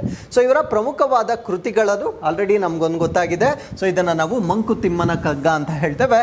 ಸೊ ಅದ್ರ ಜೊತೆಗೆ ಮರುಳ ಮುನಿಯನ ಕಗ್ಗ ಅಂತ ಕೂಡ ಇವರು ಬರೆದಿರ್ತಾರೆ. ಸೊ ಇದು ಸಿಮಿಲರ್ ಥೀಮ್ಸ್ ಆಸ್ ಮಂಕುತಿಮ್ಮನ ಕಗ್ಗ, ಅಂದ್ರೆ ಮಂಕುತಿಮ್ಮನ ಕಗ್ಗ ಏನಿದೆ ಸೊ ಅದೇ ವಿಷಯವನ್ನ ಪ್ರತಿಬಿಂಬಿಸ್ತಕ್ಕಂಥ ಇನ್ನೊಂದು ಕಾವ್ಯ ಕೃತಿಯನ್ನ ಕೂಡ ಇವರು ರಚನೆ ಮಾಡಿರ್ತಾರೆ. ಸೊ ಅದನ್ನ ನಾವು ಮರುಳ ಮುನಿಯನ ಕಗ್ಗ ಅಂತ ಕರೀತಕ್ಕಂಥದ್ದನ್ನ ನಾವಿಲ್ಲಿ ನೋಡ್ಬೋದಾಗಿರುತ್ತೆ. ಸೊ ಅದಾದ್ಮೇಲೆ ಜ್ಞಾಪಕ ಚಿತ್ರಶಾಲೆ. ಸೊ ಇದೊಂದು ಗಮನಾರ್ಹ ವ್ಯಕ್ತಿಗಳ ಜೀವನ ಚರಿತ್ರೆಯ ರೇಖಾಚಿತ್ರ ಸರಣಿಯಾಗಿರುತ್ತೆ. ಸೊ ಇದನ್ನ ನಾವೇನಂತ ಕರಿತೀವಿ ಅಂದ್ರೆ ಜ್ಞಾಪಕ ಚಿತ್ರಶಾಲೆ ಅಂತ ಕರಿತೇವೆ. ಸೊ ಇದರಲ್ಲಿ ನಾವೇನನ್ನ ನೋಡ್ಬೋದಾಗಿರುತ್ತೆ ಅಂದ್ರೆ biographical sketches of the notable personalities, ಅಂದರೆ ಪ್ರಮುಖವಾಗಿರ್ತಕ್ಕಂಥ ವ್ಯಕ್ತಿತ್ವಗಳು ಯಾರ್ಯಾರು ಇರ್ತಾರೆ ಸೊ ಅವರಿಗೆ ಸಂಬಂಧಪಟ್ಟಿರ್ತಕ್ಕಂಥ ಜೀವನ ಚರಿತ್ರೆಯನ್ನ ಈ ಒಂದು ಜ್ಞಾಪಕ ಚಿತ್ರಶಾಲೆಯಲ್ಲಿ ಅವರು ರಚನೆ ಮಾಡಿರ್ತಕ್ಕಂಥದ್ದನ್ನು ನಾವು ನೋಡ್ಬೋದಾಗಿರುತ್ತೆ. ಸೊ ಇವರ ಒಂದು ಕಾಂಟ್ರಿಬ್ಯೂಷನ್ಗಾಗಿ 1974 ಅಥವಾ 1974ರಲ್ಲಿ ಪದ್ಮಭೂಷಣ ಅವಾರ್ಡನ್ನು ಕೂಡ ನೀಡಲಾಗಿರುತ್ತೆ. ಸೊ ಅದಾದ್ಮೇಲೆ ಇವರಿಗೆ ಸಾಹಿತ್ಯ ಅಕಾಡೆಮಿ ಅವಾರ್ಡ್ 1967ನಲ್ಲಿ ಸೊ ಅವರ ಸಾಹಿತ್ಯದ ಕೊಡುಗೆಗಾಗಿ 1967ರಲ್ಲಿ ಸಾಹಿತ್ಯ ಅಕಾಡೆಮಿ ಪ್ರಶಸ್ತಿ ಕೂಡ ಕೊಟ್ಟಿರ್ತಾರೆ. ಸೊ ಈಗ ಇವರ ಹೆಸರಿನಲ್ಲಿ ಒಂದು ಪ್ರಶಸ್ತಿಯನ್ನ ಕೊಡ್ತಾರೆ. ಹಾಗಿದ್ರೆ 2024ರಲ್ಲಿ ಸೊ ಇವರ ಹೆಸರಿನಲ್ಲಿ ಕೊಡ್ತಕ್ಕಂಥ ಪ್ರಶಸ್ತಿಯನ್ನ ಯಾರಿಗೆ ನೀಡಲಾಗಿದೆ ಅನ್ನೋದನ್ನ ನೀವು ನಮಗೆ ಕಮೆಂಟ್ಸ್ ಅಲ್ಲಿ ತಿಳಿಸಬಹುದಾಗಿರುತ್ತೆ. So with this let's get into question number 5. ಭಾರತದಲ್ಲಿ ಯಾವ ರಾಜ್ಯವು ಮೀಸಲಾದ ಯೋಗ ನೀತಿಯನ್ನು ಜಾರಿಗೆ ತರಲು ಸಿದ್ಧವಾಗಿದೆ? So which state in India is set to become the first to implement dedicated yoga policy? So yoga ಅಂತಕ್ಕಂಥದ್ದು ಇತ್ತೀಚೆಗೆ ಬಹಳ ಪಾಪ್ಯುಲರ್ ಆಗ್ತಾ ಇರತಕ್ಕಂಥ ಒಂದು ಕಾನ್ಸೆಪ್ಟ್ ಆಗಿರುತ್ತೆ. ಸೊ ಇದಕ್ಕೆ ಸಂಬಂಧಪಟ್ಟಂತೆ ನಮ್ಮ ಭಾರತ ದೇಶದಲ್ಲಿಯೇ ಮೊಟ್ಟ ಮೊದಲ ಬಾರಿಗೆ ಒಂದು ರಾಜ್ಯ ಅದಕ್ಕೆ ಸಂಬಂಧಪಟ್ಟಂತೆ ಒಂದು ನೀತಿಯನ್ನು ಪ್ರಾರಂಭ ಮಾಡಿದೆ. ಸೊ ಯಾವುದು ಆ ರಾಜ್ಯ ಅನ್ನೋದು ನಮ್ಮ ಪ್ರಶ್ನೆ ಆಗಿರುತ್ತೆ. ಸೊ ಈ ಪ್ರಶ್ನೆಗೆ ಸರಿಯಾದ ಉತ್ತರ ಉತ್ತರಾಖಂಡ ರಾಜ್ಯ ಈ ಒಂದು ಯೋಗ ಪಾಲಿಸಿಯನ್ನ ಪ್ರಾರಂಭ ಮಾಡಿರ್ತಕ್ಕಂಥ ನಮ್ಮ ಭಾರತ ದೇಶದ ಮೊಟ್ಟ ಮೊದಲ ರಾಜ್ಯವಾಗಿ ನಾವು ಇದನ್ನ ಕನ್ಸಿಡರ್ ಮಾಡಬಹುದಾಗಿರುತ್ತೆ. ಸೊ ಇತ್ತೀಚೆಗೆ ಈ ಉತ್ತರಾಖಂಡ ರಾಜ್ಯ ಏನಿದೆ, ಸೊ ಇನ್ನೂ ಒಂದು ಅಮೆಂಡ್ಮೆಂಟ್ ಅನ್ನ ಅಥವಾ ಇನ್ನೂ ಒಂದು ಇಂಪ್ಲಿಮೆಂಟೇಷನ್ ಅನ್ನ ನಮ್ಮ ಭಾರತ ದೇಶದಲ್ಲಿ ಮೊಟ್ಟ ಮೊದಲನೇ ಬಾರಿಗೆ ಮಾಡಿರ್ತಾರೆ. After Goa they borrowed it from British ಅವರ ಒಂದು ಪೋರ್ಚುಗೀಸ್ ಅವರ ಒಂದು ಆಳ್ವಿಕೆಯಲ್ಲಿ ಇದ್ದಂಥ ಒಂದು ಕಾನೂನನ್ನ ಹಾಗೇನೆ ಮುಂದುವರಿಸಿಕೊಂಡು ಬಂದಿದ್ದಾರೆ. ಬಟ್ ಸ್ವತಂತ್ರ ಭಾರತ ನಂತರ ಮೊಟ್ಟ ಮೊದಲ ಬಾರಿಗೆ ಉತ್ತರಾಖಂಡ್ ಈ ಒಂದು ಕಾನ್ಸೆಪ್ಟ್ ಅನ್ನ ತನ್ನ ರಾಜ್ಯದಲ್ಲಿ ಭಾರತ ದೇಶದಲ್ಲಿಯೇ ಮೊಟ್ಟ ಮೊದಲ ಬಾರಿಗೆ ಇಂಟ್ರಡ್ಯೂಸ್ ಮಾಡಿರುತ್ತೆ. ಸೊ ಅದು ಕೂಡ ಏನು ಅನ್ನೋದನ್ನ ನೀವು ಕಮೆಂಟ್ಸ್ ಅಲ್ಲಿ ತಿಳಿಸಬಹುದಾಗಿರುತ್ತೆ. ಸೊ ಉತ್ತರಾಖಂಡ್ ಈಗ ಈ ಒಂದು ಡೆಡಿಕೇಟೆಡ್ ಯೋಗ ಪಾಲಿಸಿಯನ್ನ ಪ್ರಾರಂಭ ಮಾಡಿರ್ತಕ್ಕಂಥ ಮೊಟ್ಟ ಮೊದಲ ರಾಜ್ಯವಾಗಿ ನಾವು ಇದನ್ನ ನೋಡಬಹುದಾಗಿರುತ್ತೆ. ಸೊ ಇದನ್ನ integrate Ayurveda and yoga into the health care sector promoting wellness and holistic health. ಅಂದ್ರೆ ಸೊ ಈ ಒಂದು ನೀತಿಯ ಅಡಿಯಲ್ಲಿ ಆಯುರ್ವೇದ ಮತ್ತು ಯೋಗವನ್ನ ಆರೋಗ್ಯ ಕ್ಷೇತ್ರಕ್ಕೆ ಸಂಯೋಜಿಸುವ ಕಾರಣದಿಂದ ಸೊ ಈ ಒಂದು ನೀತಿಯನ್ನ ಪ್ರಾರಂಭ ಮಾಡಿರ್ತಕ್ಕಂಥದ್ದನ್ನ ನಾವಿಲ್ಲಿ ಗಮನಿಸಬಹುದಾಗಿರುತ್ತೆ. ಸೊ ಇದರ ಪ್ರಮುಖ ಲಕ್ಷಣಗಳನ್ನ ನಾವು ನೋಡೋದಾದ್ರೆ, so they going to establish 50 new yoga and wellness centres. ಅಂದ್ರೆ ಈ ಒಂದು ನೀತಿಯ ಅಡಿಯಲ್ಲಿ 50 ಹೊಸ ಯೋಗ ಮತ್ತು ಸ್ವಾಸ್ಥ್ಯ ಕೇಂದ್ರಗಳನ್ನ ಸ್ಥಾಪನೆ ಮಾಡ್ತಕ್ಕಂಥದ್ದನ್ನ ನಾವಿಲ್ಲಿ ನೋಡಬಹುದಾಗಿರುತ್ತೆ. ಸೊ ಅದ್ರ ಜೊತೆಗೆ they are introducing AYUSH tele consultation services. ಅಂದ್ರೆ ದೂರವಾಣಿಗಳ ಮುಖಾಂತರ ಈ ಒಂದು ಆಯುಷ್ಗೆ ಸಂಬಂಧಪಟ್ಟಂತೆ ಟೆಲಿ ಕನ್ಸಲ್ಟೇಷನ್ ಸೇವೆಗಳನ್ನ ಕೂಡ ಸೊ ಈ ಒಂದು ನೀತಿಯ ಅಡಿಯಲ್ಲಿ ಪ್ರಾರಂಭ ಮಾಡಿರ್ತಕ್ಕಂಥದ್ದನ್ನ ನಾವು ನೋಡಬಹುದಾಗಿರುತ್ತೆ. ಸೊ ಈ ಒಂದು model AYUSH villages in each district, ಅಂದ್ರೆ ಪ್ರತಿಯೊಂದು ಜಿಲ್ಲೆಯಲ್ಲಿ ಒಂದು ಮಾದರಿ ಆಯುಷ್ ವಿಲೇಜ್ ಅನ್ನ ಅಥವಾ ಒಂದು ಹಳ್ಳಿಯನ್ನ ಪ್ರಾರಂಭ ಮಾಡ್ತಾರೆ. ಸೊ ಇದರಿಂದ it Boost the cultivation and production of the Ayurvedic herbs. ಅಂದ್ರೆ ಆಯುರ್ವೇದಕ್ಕೆ ಸಂಬಂಧಪಟ್ಟಿರ್ತಕ್ಕಂಥ ಗಿಡಮೂಲಿಕೆಗಳೇನಿರುತ್ತೆ ಸೊ ಅದನ್ನ ಬೆಳೆಯಲು ಉತ್ತೇಜನ ಮಾಡಲಿಕ್ಕೆ ಪ್ರತಿಯೊಂದು ಜಿಲ್ಲೆಯಲ್ಲಿ ಒಂದು ಆಯುಷ್ ವಿಲೇಜ್ ಅಥವಾ ಆಯುಷ್ ಹಳ್ಳಿಯನ್ನ ರಚನೆ ಮಾಡ್ತಕ್ಕಂಥದ್ದನ್ನ ಕೂಡ ಸೊ ಈ ಒಂದು ನೀತಿಯ ಅಡಿಯಲ್ಲಿ ನಾವು ವಿಟ್ನೆಸ್ ಮಾಡಬಹುದಾಗಿರುತ್ತೆ. ಸೊ ಇದರ ಮಹತ್ವವೇನು ಅಂತ ನಾವು ನೋಡೋದಾದ್ರೆ, so the policy expected to enhance Uttarakhand's reputation as a global hub for the yoga and ayurveda. ಈ ಒಂದು ಯೋಗ ಏನಿದೆ ಮತ್ತು ಆಯುರ್ವೇದ ಏನಿದೆ ಸೊ ಇವೆರಡಕ್ಕೆ ಸಂಬಂಧಪಟ್ಟಂತೆ ಉತ್ತರಾಖಂಡವನ್ನ ಜಾಗತಿಕವಾಗಿ ಗುರುತಿಸ್ತಕ್ಕಂಥ ಒಂದು ಕೇಂದ್ರವಾಗಿ ಪರಿವರ್ತನೆ ಮಾಡ್ತಕ್ಕಂಥದ್ದು ಸೊ ಇದರ ಮಹತ್ವವಾಗಿ ನಾವಿಲ್ಲಿ ಕಲಿಬಹುದಾಗಿರುತ್ತೆ. ಸೊ ಅದ್ರ ಜೊತೆಗೆ ಇದು ಸಾಕಷ್ಟು ಎಂಪ್ಲಾಯ್ಮೆಂಟ್ ಅಥವಾ ಉದ್ಯೋಗ ಅವಕಾಶಗಳನ್ನ ಕೂಡ ಜನರೇಟ್ ಮಾಡ್ತಕ್ಕಂಥದ್ದನ್ನ ನಾವಿಲ್ಲಿ ನೋಡ್ಬೋದಾಗಿರುತ್ತೆ. ಸೊ ಅದಾದ್ಮೇಲೆ ಉತ್ತರಾಖಂಡನ್ನ ನಾವೇನಂತ ಕರಿತೀವಿ ಅಂದ್ರೆ ದೇವಭೂಮಿ ಅಂತ ಕರಿತೇವೆ. ಸೊ ಇದನ್ನ ನಾವು ಲ್ಯಾಂಡ್ ಆಫ್ ಗಾಡ್ಸ್ ಅಂತ ಹೇಳ್ತೇವೆ. ಕಾರಣ ಏನಂದ್ರೆ it has a rich tradition of yoga and Ayurveda. So ಈ ಒಂದು ರಾಜ್ಯದಲ್ಲಿ ಶ್ರೀಮಂತವಾಗಿರ್ತಕ್ಕಂಥ ಯೋಗ ಮತ್ತು ಆಯುರ್ವೇದ ಸಂಪ್ರದಾಯಗಳನ್ನ ನಾವು ಹೆಚ್ಚಾಗಿ ನೋಡಬಹುದಾಗಿರುತ್ತೆ. ಸೊ ಆ ಒಂದು ಕಾರಣದಿಂದ ಈ ಯೋಗ ನೀತಿಯನ್ನ ಅನುಷ್ಠಾನ ಮಾಡಲಿಕ್ಕೆ ಸೂಕ್ತವಾಗಿರ್ತಕ್ಕಂಥ ಕೇಂದ್ರ ಅಂತ ನಾವು ಇದನ್ನ ಕನ್ಸಿಡರ್ ಮಾಡಬಹುದಾಗಿರುತ್ತೆ. ಕಾರಣ ಈ ಒಂದು ರಾಜ್ಯವನ್ನ ನಾವು ದೇವರ ಭೂಮಿ ಅಥವಾ ದೇವರ ನಾಡು ಅಂತ ಕರೀತಕ್ಕಂಥದ್ದನ್ನ ಇಲ್ಲಿ ನೆನಪಿಸ್ಕೊಳ್ಬಹುದಾಗಿರುತ್ತೆ. So with this let's get into question number 6. So question number 6 ಇಂದ ಡೈರೆಕ್ಟ್ ಆಗಿ ಆರ್ಟಿಕಲ್ ಬರೋಣ. So UK joins Indo Pacific trade bloc. So UK ಏನಿದೆ ಸೊ ಇದು ಇಂಡೋ ಪೆಸಿಫಿಕ್ ವ್ಯಾಪಾರ ಬ್ಲಾಕ್ಗೆ ಸೇರಿರ್ತಕ್ಕಂಥದ್ದನ್ನ ನಾವು ನೋಡ್ಬೋದಾಗಿರುತ್ತೆ. ಸೊ ಇದು ಇಂಡೋ ಪೆಸಿಫಿಕ್ ಬ್ಲಾಕ್ಗೆ ಸಂಬಂಧಪಟ್ಟಂತೆ ಇನ್ನೂ ಒಂದು ಹೊಸ ರಾಷ್ಟ್ರ ಸೇರ್ಪಡೆಗೊಂಡಿರುತ್ತೆ. ಫಾರ್ ಎಕ್ಸಾಂಪಲ್ ನಾವು UKನ ಇಲ್ಲಿ ನೋಡ್ಬೋದಾಗಿರುತ್ತೆ. ಸೊ ಇದು ಪೆಸಿಫಿಕ್ ಓಷನ್ ಅನ್ನ ನಾವಿಲ್ಲಿ ನೋಡ್ಬೋದಾಗಿರುತ್ತೆ. ಸೊ ಇದಕ್ಕೆ ಸಂಬಂಧಪಟ್ಟಂತೆ ಸೊ UK ಇದಕ್ಕೆ ಈ ಒಂದು ಬ್ಲಾಕ್ಗೆ ಅಥವಾ ಈ ಒಂದು ಗುಂಪಿಗೆ ಹೊಸ ಸದಸ್ಯ ರಾಷ್ಟ್ರವಾಗಿ ಸೇರಿಕೊಂಡಿರ್ತಕ್ಕಂಥದ್ದನ್ನ ನಾವಿಲ್ಲಿ ನೋಡಬಹುದಾಗಿರುತ್ತೆ.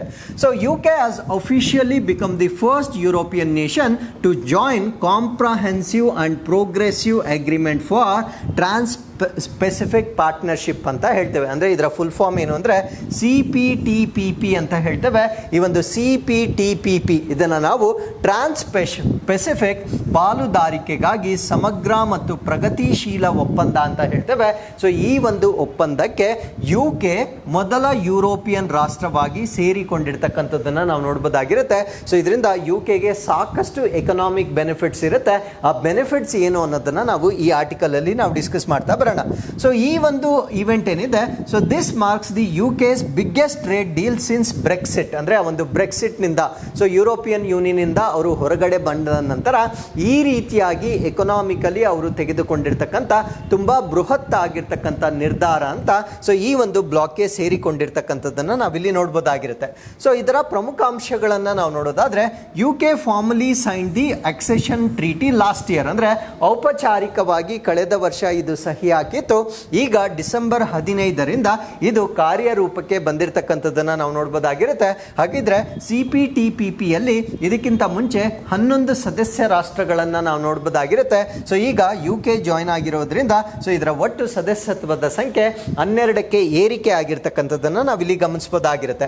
ಸೊ ಇದರಿಂದ ಆಗ್ತಕ್ಕಂಥ ಎಕನಾಮಿಕ್ ಇಂಪ್ಯಾಕ್ಟ್ ಏನು ಅಂದರೆ $2.5 ಬಿಲಿಯನ್ ಡಾಲರ್ಸ್ ಅಷ್ಟು ಆನ್ಯುಯಲಿ ಅದಕ್ಕೆ ಎಕಾನಮಿ ಬೂಸ್ಟ್ ಆಗುತ್ತೆ. ಯು ಕ್ಯಾನ್ ಇಮ್ಯಾಜಿನ್ ಒಂದು ವರ್ಷಕ್ಕೆ $2.5 ಶತಕೋಟಿ ಅಷ್ಟು ಆರ್ಥಿಕ ಅಭಿವೃದ್ಧಿ UK ಪಡೆಯಬಹುದಾಗಿರುವ ಕಾರಣದಿಂದ ಸೊ ಇದು ಈ ಒಂದು ಬ್ಲಾಕ್ಗೆ ಸೇರಿಕೊಳ್ತಕ್ಕಂಥ ನಿರ್ಧಾರವನ್ನು ಮಾಡ್ಕೊಂಡಿರುತ್ತೆ. ಸೊ ಇದಕ್ಕಾಗ್ತಕ್ಕಂಥ ಬೆನಿಫಿಟ್ಸ್ ಏನು ಅಂತ ನಾವು ನೋಡೋದಾದ್ರೆ 99% of the UK goods export to CPTPP eligible for zero tariffs. ಅಂದರೆ ಯಾವುದೇ ರೀತಿಯ ಟ್ಯಾರಿಫ್ ಇರೋದಿಲ್ಲ. 90% ಇವರೇನು ಎಕ್ಸ್ಪೋರ್ಟ್ ಮಾಡ್ತಾರೆ ಸೊ ಅದಕ್ಕೆ ಯಾವುದೇ ರೀತಿಯ ಟ್ಯಾರಿಫ್ಗಳು ಇರೋದಿಲ್ಲ. ಫಾರ್ ಎಕ್ಸಾಂಪಲ್ ಚೀಸ್ ಆಗಿರ್ಬೋದು, ಕಾರ್ಸ್ ಆಗಿರ್ಬೋದು, ಚಾಕೊಲೇಟ್ಸ್, ಮಷಿನರಿ, ಜಿನ್ ಮತ್ತು ವಿಸ್ಕಿ ಏನಿರುತ್ತೆ ಸೊ ಇದಕ್ಕೆ ಯಾವುದೇ ರೀತಿಯ ಸುಂಕಗಳಿಗೆ ಅರ್ಹವಾಗದೆ ಶೂನ್ಯ ಸುಂಕಗಳಿಗೆ ಅರ್ಹವಾಗಿರುತ್ತೆ. ಸೊ ಅದರಿಂದ ಸಾಕಷ್ಟು ಹಣವನ್ನು ಅವರು ಸೇವ್ ಮಾಡ್ಬೋದಾಗಿರುತ್ತೆ. ಸೊ ಆ ಒಂದು ಕಾರಣದಿಂದ ಇದಕ್ಕೆ ಅವರು ಸೇರ್ಕೊಂಡಿರ್ತಕ್ಕಂಥದ್ದನ್ನು ನಾವು ನೋಡ್ಬೋದಾಗಿರುತ್ತೆ.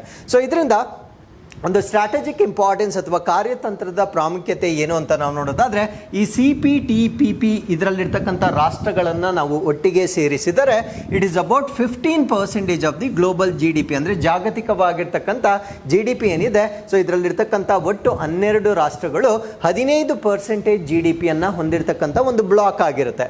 So it provides access to market of more than 500 million people. ಅಂದರೆ ಈ ಒಂದು ಬ್ಲಾಕಲ್ಲಿರ್ತಕ್ಕಂಥ ಒಟ್ಟು ಪಾಪ್ಯುಲೇಷನ್ ಅನ್ನು ನಾವು ಕನ್ಸಿಡರ್ ಮಾಡಿದ್ರೆ 500 ದಶಲಕ್ಷಕ್ಕೂ ಹೆಚ್ಚು ಜನರ ಮಾರುಕಟ್ಟೆ ಪ್ರವೇಶವನ್ನ ಈ ಒಂದು ಬ್ಲಾಕ್ಗೆ ಸೇರಿಕೊಂಡಿರ್ತಕ್ಕಂಥದ್ರಿಂದ ಸೊ UK ಪಡೆಯಬಹುದಾಗಿರುತ್ತೆ. ಸೊ ಇದು ಈ ಒಂದು ಸ್ಟ್ರಾಟಜಿಕ್ ಇಂಪಾರ್ಟೆನ್ಸ್ ಆಗಿ ಇದನ್ನು ನಾವು ಗಮನಿಸಬಹುದಾಗಿರುತ್ತೆ.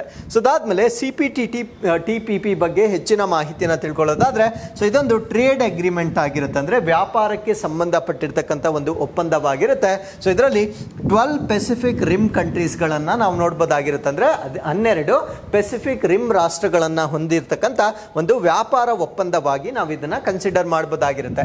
ಸೊ ಒರಿಜಿನಲಿ ಇದಕ್ಕೆ ಬೇರೆ ಹೆಸರಿತ್ತು. ಏನಂತ ಕರಿತಾ ಇದ್ರು ಅಂದರೆ ಟ್ರಾನ್ಸ್ ಪೆಸಿಫಿಕ್ ಪಾರ್ಟ್ನರ್ಶಿಪ್ ಅಂತ ಕರಿತಾ ಇದ್ರು. ಸೊ ಅದಾದ್ಮೇಲೆ 2017ರಲ್ಲಿ ಸೊ ಅದನ್ನ ರೀನೇಮ್ ಮಾಡ್ತಾರೆ ಅಥವಾ ಮರುನಾಮಕರಣ ಮಾಡ್ತಾರೆ. ಮರುನಾಮಕರಣ ಮಾಡಲಿಕ್ಕೆ ಒಂದು ರೀಸನ್ ಕೂಡ ಇರುತ್ತೆ. ಆ ರೀಸನ್ ಏನು ಅಂದರೆ ಯುನೈಟೆಡ್ ಸ್ಟೇಟ್ಸ್ ಈ ಬ್ಲಾಕ್ನಿಂದ ವಿಡ್ರಾ ಮಾಡ್ಕೊಳ್ಳುತ್ತೆ. ಅಂದರೆ ಅಮೆರಿಕ ರಾಷ್ಟ್ರ ಈ ಒಂದು ಗುಂಪಿನಿಂದ ಹೊರ ನಡೆದ ನಂತರ 2017ರಲ್ಲಿ ಸೊ ಇದಕ್ಕೆ ಹೆಸರನ್ನ ರೀನೇಮ್ ಮಾಡ್ತಕ್ಕಂಥ ನಿರ್ಧಾರವನ್ನು ತೆಗೆದುಕೊಳ್ತಾರೆ. So officially came into effect on in December 2018. ಅಂದರೆ ರೀನೇಮ್ ಮಾಡಿರ್ತಕ್ಕಂಥ ಒಂದು ಪದ ಏನಿರುತ್ತೆ ಅಥವಾ ಒಂದು ರೀನೇಮಿಂಗ್ ಏನಿರುತ್ತೆ ಅದು ಕಾರ್ಯರೂಪಕ್ಕೆ ಬಂದಿರತಕ್ಕಂಥದ್ದು 2018ರಿಂದ ಹೊಸ ಹೆಸರಿನಿಂದ ಇದನ್ನ ಕರೀತಕ್ಕಂಥದ್ದನ್ನು ನಾವು ನೋಡ್ಬೋದಾಗಿರುತ್ತೆ. ಸೊ ಇದರಲ್ಲಿರ್ತಕ್ಕಂಥ ಮೆಂಬರ್ ನೇಷನ್ಸ್ ಯಾರ್ಯಾರು ಅಂತ ನಾವು ನೋಡೋದಾದ್ರೆ Australia, Brunei, Canada, Chile, Japan, Malaysia. So ಅದಾದ್ಮೇಲೆ we have Mexico, New Zealand, Peru, Singapore, Vietnam, United Kingdom. So ಇದು ಈಗ ಜಾಯ್ನ್ ಆಗಿರ್ತಕ್ಕಂಥ ಒಂದು ರಾಷ್ಟ್ರವಾಗಿರುತ್ತೆ. ಸೊ ಇದರಲ್ಲಿ ನಮ್ಮ ಭಾರತ ರಾಷ್ಟ್ರ ಈ ಒಂದು ಬ್ಲಾಕ್ಗೆ ಇರದೇ ಇರತಕ್ಕಂಥ ರಾಷ್ಟ್ರವಾಗಿರುತ್ತೆ. ಅದು ನಿಮಗೆ ಡೆಫಿನೆಟ್ಲಿ ಗೊತ್ತಿರಬೇಕಾಗಿರುತ್ತೆ. ಸೊ ಇದರ ಆಬ್ಜೆಕ್ಟಿವ್ಸ್ ಅಂದರೆ ಈ ಒಂದು ಬ್ಲಾಕ್ ಅನ್ನ ಯಾವ ಕಾರಣಕ್ಕಾಗಿ ರಚನೆ ಮಾಡಿದ್ದಾರೆ ಅಂತ ನಾವು ನೋಡೋದಾದ್ರೆ reduce tariffs and trade barriers. ಅಂದರೆ ಈ ಒಂದು ಸದಸ್ಯ ರಾಷ್ಟ್ರಗಳು ಏನಿರ್ತಾರೆ ಅಂದರೆ ಈ ಗುಂಪಿನಲ್ಲಿರ್ತಕ್ಕಂಥ ಮೆಂಬರ್ ನೇಷನ್ಸ್ ಏನಿರ್ತಾರೆ ಸೊ ಅವರ ನಡುವೆ ಸುಂಕ ಮತ್ತು ವ್ಯಾಪಾರ ಅಡೆತಡೆಗಳನ್ನು ಕಡಿಮೆ ಮಾಡ್ತಕ್ಕಂಥ ಒಂದು ವ್ಯವಸ್ಥೆ ಇದಾಗಿರುತ್ತೆ. Promote economic integration and cooperation, ಅಂದರೆ ರಾಷ್ಟ್ರಗಳ ನಡುವೆ ಆರ್ಥಿಕವಾಗಿ ಒಂದು ಏಕೀಕರಣ ಆಗುತ್ತೆ. It is almost like European union. So ಇದು ಸಣ್ಣ ಮಟ್ಟದಲ್ಲಿರ್ತಕ್ಕಂಥ ಒಂದು ಅಸೋಸಿಯೇಷನ್ ಆಗಿ ನಾವು ಕನ್ಸಿಡರ್ ಮಾಡ್ಬೋದಾಗಿರುತ್ತೆ. ಸೊ ಈ ರಾಷ್ಟ್ರಗಳ ಮಧ್ಯೆ ಒಂದು ಸಹಕಾರವನ್ನು, ಅಂದರೆ ವ್ಯಾಪಾರದ ಉದ್ದೇಶದಿಂದ ಸಹಕಾರವನ್ನು ವ್ಯಕ್ತಪಡಿಸಲಿಕ್ಕೆ ಮಾಡಿರ್ತಕ್ಕಂಥ ಒಂದು ಗುಂಪಾಗಿ ನಾವು ಇದನ್ನು ಕನ್ಸಿಡರ್ ಮಾಡ್ಬೋದಾಗಿರುತ್ತೆ. So enhances trade and investment, ಅಂದರೆ ಈ ಒಂದು ಗುಂಪಿನ ಮುಖಾಂತರ ವ್ಯಾಪಾರ ಮತ್ತು ಹೂಡಿಕೆ ಹೆಚ್ಚು ಮಾಡ್ತಕ್ಕಂಥ ಉದ್ದೇಶದಿಂದ ಇದನ್ನು ರಚನೆ ಮಾಡಿರೋದನ್ನು ನಾವಿಲ್ಲಿ ಗಮನಿಸಬಹುದಾಗಿರುತ್ತೆ. ಸೊ ಇದರಿಂದ ಆಗಿರ್ತಕ್ಕಂಥ ಎಕನಾಮಿಕ್ ಇಂಪ್ಯಾಕ್ಟ್ ಅಥವಾ ಆರ್ಥಿಕ ಪರಿಣಾಮ ಏನು ಅಂತ ನಾವು ನೋಡೋದಾದ್ರೆ, so it covers approximately 13.4% of the global economy, ಅಂದರೆ ಜಾಗತಿಕ ಆರ್ಥಿಕತೆಯ ಸರಿಸುಮಾರು 13.4% ಸೊ ಈ ಒಂದು ಬ್ಲಾಕ್ ಒಳಗೊಂಡಿರ್ತಕ್ಕಂಥದ್ದನ್ನು ನಾವು ನೋಡ್ಬೋದಾಗಿರುತ್ತೆ. ಸೊ ಯು ಕ್ಯಾನ್ ಇಮ್ಯಾಜಿನ್, ಕೇವಲ 12 ನೇಷನ್ಸ್ ಇದರಲ್ಲಿ ಇರ್ತಕ್ಕಂಥದ್ದು. ಅದರ ಒಂದು ಗ್ಲೋಬಲ್ ಎಕಾನಮಿಯನ್ನು ನೋಡಿದ್ರೆ 13.4% ಎಕಾನಮಿಯನ್ನು ಸೊ ಈ ಒಂದು ಬ್ಲಾಕ್ ಅಲ್ಲಿ ಇರ್ತಕ್ಕಂಥ ರಾಷ್ಟ್ರಗಳು ಕ್ಯುಮ್ಯುಲೇಟಿವ್ ಆಗಿ ಹೊಂದಿರತಕ್ಕಂಥದ್ದನ್ನು ನಾವು ನೋಡ್ಬೋದಾಗಿರುತ್ತೆ. ಸೊ ಇದರಿಂದ ಆಗ್ತಕ್ಕಂಥ ಬೆನಿಫಿಟ್ಸ್ ಅನ್ನು ನಾವು ನೋಡೋದಾದ್ರೆ, ಮಾರ್ಕೆಟ್ ಆಕ್ಸೆಸ್, ಅಂದರೆ ಆ ಸದಸ್ಯ ರಾಷ್ಟ್ರಗಳ ನಡುವೆ ಆ ಒಂದು ಮಾರುಕಟ್ಟೆಯನ್ನು ಅವರು ಪ್ರವೇಶ ಮಾಡಬಹುದಾಗಿರುತ್ತೆ. ರಿಡ್ಯೂಸ್ ಕಾಸ್ಟ್ ಫಾರ್ ಬಿಸ್ನೆಸ್, ಅಂದರೆ ಈ ಒಂದು ವ್ಯಾಪಾರಗಳಿಗೆ ಸಂಬಂಧಪಟ್ಟಂತೆ ಸೊ ಆ ಒಂದು ಕಾಸ್ಟ್ ಅನ್ನು ರಿಡ್ಯೂಸ್ ಮಾಡಬಹುದಾಗಿರುತ್ತೆ. ಇನ್ಕ್ರೀಸ್ಡ್ ಟ್ರೇಡ್ ಅಂಡ್ ಇನ್ವೆಸ್ಟ್ಮೆಂಟ್, ಅಂದರೆ ಈ ಒಂದು ವ್ಯಾಪಾರ ಮತ್ತು ಬಂಡವಾಳ ಹೂಡಿಕೆ ಅಂತಕ್ಕಂಥದ್ದು ಹೆಚ್ಚಾಗ್ತಕ್ಕಂಥದ್ದು ಈ ಒಂದು ಬ್ಲಾಕ್ಗೆ ಸೇರಿಕೊಳ್ಳುವುದರಿಂದ ಬರ್ತಕ್ಕಂಥ ಪ್ರಯೋಜನಗಳಾಗಿ ನಾವು ಕನ್ಸಿಡರ್ ಮಾಡಬಹುದಾಗಿರುತ್ತೆ. So with this let's get into question number 7. ಅಯೋಧ್ಯೆಯ ರಾಮ ಮಂದಿರ ಯೋಜನೆಗೆ ಯಾವ ಪ್ರತಿಷ್ಠಿತ ಪ್ರಶಸ್ತಿಯನ್ನು ನೀಡಲಾಯಿತು? So what prestigious award was given to the Ram temple project in Ayodhya? So ಈ ಪ್ರಶ್ನೆಗೆ ಸರಿಯಾದ ಉತ್ತರ ಸ್ವಾರ್ಡ್ ಆಫ್ ಆನರ್ ಅಂತ ಹೇಳ್ತೇವೆ. ಸೊ ಈ ಒಂದು ಸ್ವಾರ್ಡ್ ಆಫ್ ಆನರ್ ಅನ್ನ ನಮ್ಮ ಭಾರತ ದೇಶದ ಅಯೋಧ್ಯ ಟೆಂಪಲ್ಗೆ ನೀಡಿರ್ತಕ್ಕಂಥದ್ದನ್ನು ನಾವು ನೋಡ್ಬೋದಾಗಿರುತ್ತೆ. ಸೊ ಈ ಅವಾರ್ಡ್ ಅನ್ನ ಯಾರು ಕೊಟ್ಟಿದ್ದಾರೆ, ಯಾವ ಕಾರಣಕ್ಕಾಗಿ ಕೊಟ್ಟಿದ್ದಾರೆ, ಸೊ ಎಲ್ಲವನ್ನ ನಾವಿಲ್ಲಿ ತಿಳಿತಾ ಬರ್ತಾನ. ಸೊ ಈ ಒಂದು ಅವಾರ್ಡ್ ಅನ್ನ ಕೊಟ್ಟಿರ್ತಕ್ಕಂಥದ್ದು Rama temple project in Ayodhya. So ಅಯೋಧ್ಯೆಯಲ್ಲಿರ್ತಕ್ಕಂಥ ರಾಮ ಮಂದಿರ ಯೋಜನೆಯ ನಿರ್ಮಾಣದ ಸಮಯದಲ್ಲಿ ಸೊ ಒಂದು ಸೇಫ್ಟಿ ಮೆಷರ್ಸ್ ಅನ್ನ ಏನು ತಗೊಂಡಿರ್ತಾರೆ, ಅಂದರೆ ಆ ಒಂದು ಕನ್ಸ್ಟ್ರಕ್ಷನ್ ಸಮಯದಲ್ಲಿ ಆ ಕನ್ಸ್ಟ್ರಕ್ಷನ್ ಮಾಡ್ತಕ್ಕಂಥ ಕಾರ್ಮಿಕರು ಸುರಕ್ಷತಾ ಕ್ರಮಗಳನ್ನು ಏನು ತಗೊಂಡಿರ್ತಾರೆ, ಸೊ ಅದನ್ನು ಇನ್ಸ್ಪೆಕ್ಟ್ ಮಾಡಿದ ನಂತರ ಸೊ ಅಲ್ಲಿ ಅವರು ಅಪ್ ಟು ದಿ ಸ್ಟ್ಯಾಂಡರ್ಡ್ಸ್, ಅಂದರೆ ಆ ಒಂದು ಸುರಕ್ಷತಾ ಮಾನದಂಡಗಳೇನಿರ್ತವೆ ಸೊ ಅದನ್ನು ಸಂಪೂರ್ಣವಾಗಿ ಮೀಟ್ ಮಾಡಿರುವ ಕಾರಣದಿಂದ ಸೊ ಈ ಒಂದು ಪ್ರೋಸೆಸ್ಗೆ ಸ್ವಾರ್ಡ್ ಆಫ್ ಆನರ್ ಅವಾರ್ಡ್ ಅನ್ನ ಕೊಟ್ಟಿರ್ತಕ್ಕಂಥದ್ದನ್ನ ನಾವು ನೋಡ್ಬೋದಾಗಿರುತ್ತೆ. ಸೊ ಈ ಒಂದು ಪ್ರಶಸ್ತಿಯನ್ನ ಕೊಡ್ತಕ್ಕಂಥವ್ರನ್ನ ನಾವು ಬ್ರಿಟಿಷ್ ಸೇಫ್ಟಿ ಕೌನ್ಸಿಲ್ ಅಂತ ಹೇಳ್ತೇವೆ. ಸೊ ಈ ಒಂದು ಬ್ರಿಟಿಷ್ ಸೇಫ್ಟಿ ಕೌನ್ಸಿಲ್ನ ವತಿಯಿಂದ ಸೊ ಈ ಒಂದು ರಾಮ ಮಂದಿರ ನಿರ್ಮಾಣದ ಸಮಯದಲ್ಲಿ ತೆಗೆದುಕೊಂಡಿರ್ತಕ್ಕಂಥ ಸುರಕ್ಷತಾ ಕ್ರಮಗಳಿಗಾಗಿ ಸೊ ಈ ಒಂದು ಪ್ರಶಸ್ತಿಯನ್ನ ನೀಡಿರ್ತಕ್ಕಂಥದ್ದನ್ನ ನಾವು ನೋಡ್ಬೋದಾಗಿರುತ್ತೆ.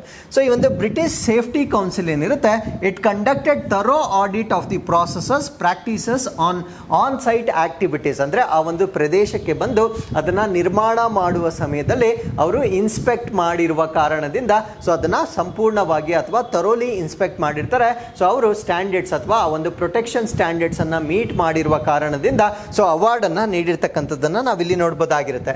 ಸೊ ಅದಾದ್ಮೇಲೆ ಇದರ ಒಂದು ಕನ್ಸ್ಟ್ರಕ್ಷನ್ ಮತ್ತೆ ಅದರ ನಿರ್ವಹಣೆ ಮ್ಯಾನೇಜ್ಮೆಂಟ್ ಅನ್ನ ಯಾರು ತಗೊಂಡಿರ್ತಾರೆ ಅಂದ್ರೆ L&T, ಅದನ್ನು ನಾವು ಲಾರ್ಸನ್ ಅಂಡ್ ಟೋಬ್ರಾ ಅಂತ ಹೇಳ್ತೇವೆ. ಸೊ ಇವರ ವತಿಯಿಂದ ಇದರ ನಿರ್ಮಾಣ ಕಾರ್ಯವನ್ನ ಮಾಡಲಾಗಿರುತ್ತೆ. ಸೊ ಇವರು ಸ್ಟ್ರಿಂಜೆಂಟ್ ಸೇಫ್ಟಿ ಪ್ರೋಟೋಕಾಲ್ಸ್ ಅನ್ನ ಫಾಲೋ ಮಾಡಿರ್ತಾರೆ, ಅಂದ್ರೆ ಈ ಒಂದು ಕಟ್ಟುನಿಟ್ಟಾಗಿರ್ತಕ್ಕಂಥ ಸುರಕ್ಷತಾ ಪ್ರೋಟೋಕಾಲ್ಗಳನ್ನು ಫಾಲೋ ಮಾಡಿರುವ ಕಾರಣದಿಂದ ಸೊ ಈ ಒಂದು ಅವಾರ್ಡ್ ಅನ್ನ ಪಡಿಲಿಕ್ಕೆ ಇದು ಸುಲಭವಾಗಿರುತ್ತೆ. ಸೊ ಇದರ ಪ್ರೋಗ್ರೆಸ್ ಅಥವಾ ಪ್ರಗತಿಯನ್ನ ನಾವು ತಿಳ್ಕೊಳ್ಳೋದಾದ್ರೆ, construction is nearing completion. So ಇವಾಗ ರಾಮ ಮಂದಿರವನ್ನ ಜೀರ್ಣೋದ್ಧಾರ ಮಾಡಿದ್ದಾರೆ, ಬಟ್ ಅದನ್ನ ಇನ್ನೂ ಕಂಪ್ಲೀಟ್ ಆಗಿ ಕನ್ಸ್ಟ್ರಕ್ಷನ್ ಆಗಿರೋದಿಲ್ಲ ಅಥವಾ ಕಂಪ್ಲೀಟ್ ಆಗಿ ಅದು ಸಂಪೂರ್ಣಗೊಂಡಿರೋದಿಲ್ಲ. ಸೊ ಇದು ಈಗ ಪೂರ್ಣಗೊಳ್ತಕ್ಕಂಥ ಸಮಯ ಹತ್ತಿರ ಬಂದಿರತಕ್ಕಂಥದ್ದನ್ನು ನಾವು ನೋಡ್ಬೋದಾಗಿರುತ್ತೆ. So in first and second floor including the shikhara expected to be finished by June 2025, ಅಂದರೆ ಮುಂದಿನ ವರ್ಷ 2025 ವೇಳೆಗೆ ಅದರ ಶಿಖರ ಸೇರಿದಂತೆ ಸೊ ಪೂರ್ಣಗೊಳ್ತಕ್ಕಂಥ ಒಂದು ನಿರೀಕ್ಷೆಯನ್ನು ಬೈ ನೆಕ್ಸ್ಟ್ ಇಯರ್ ನಾವು ಇಟ್ಕೊಳ್ಬೋದಾಗಿರುತ್ತೆ. ಸೊ ಅದಾದ್ಮೇಲೆ ಈ ಒಂದು ರಾಮ ಟೆಂಪಲ್ ಪ್ರಾಜೆಕ್ಟ್ ಬಗ್ಗೆ ಹೆಚ್ಚಿನ ಮಾಹಿತಿಯನ್ನು ತಿಳ್ಕೊಳ್ಳೋದಾದ್ರೆ, ಸೊ ಇದು ಕಲ್ಚರಲ್ ಅಂಡ್ ರಿಲಿಜಿಯಸ್ ಎಂಡೋವರ್ ಆಗಿರುತ್ತೆ.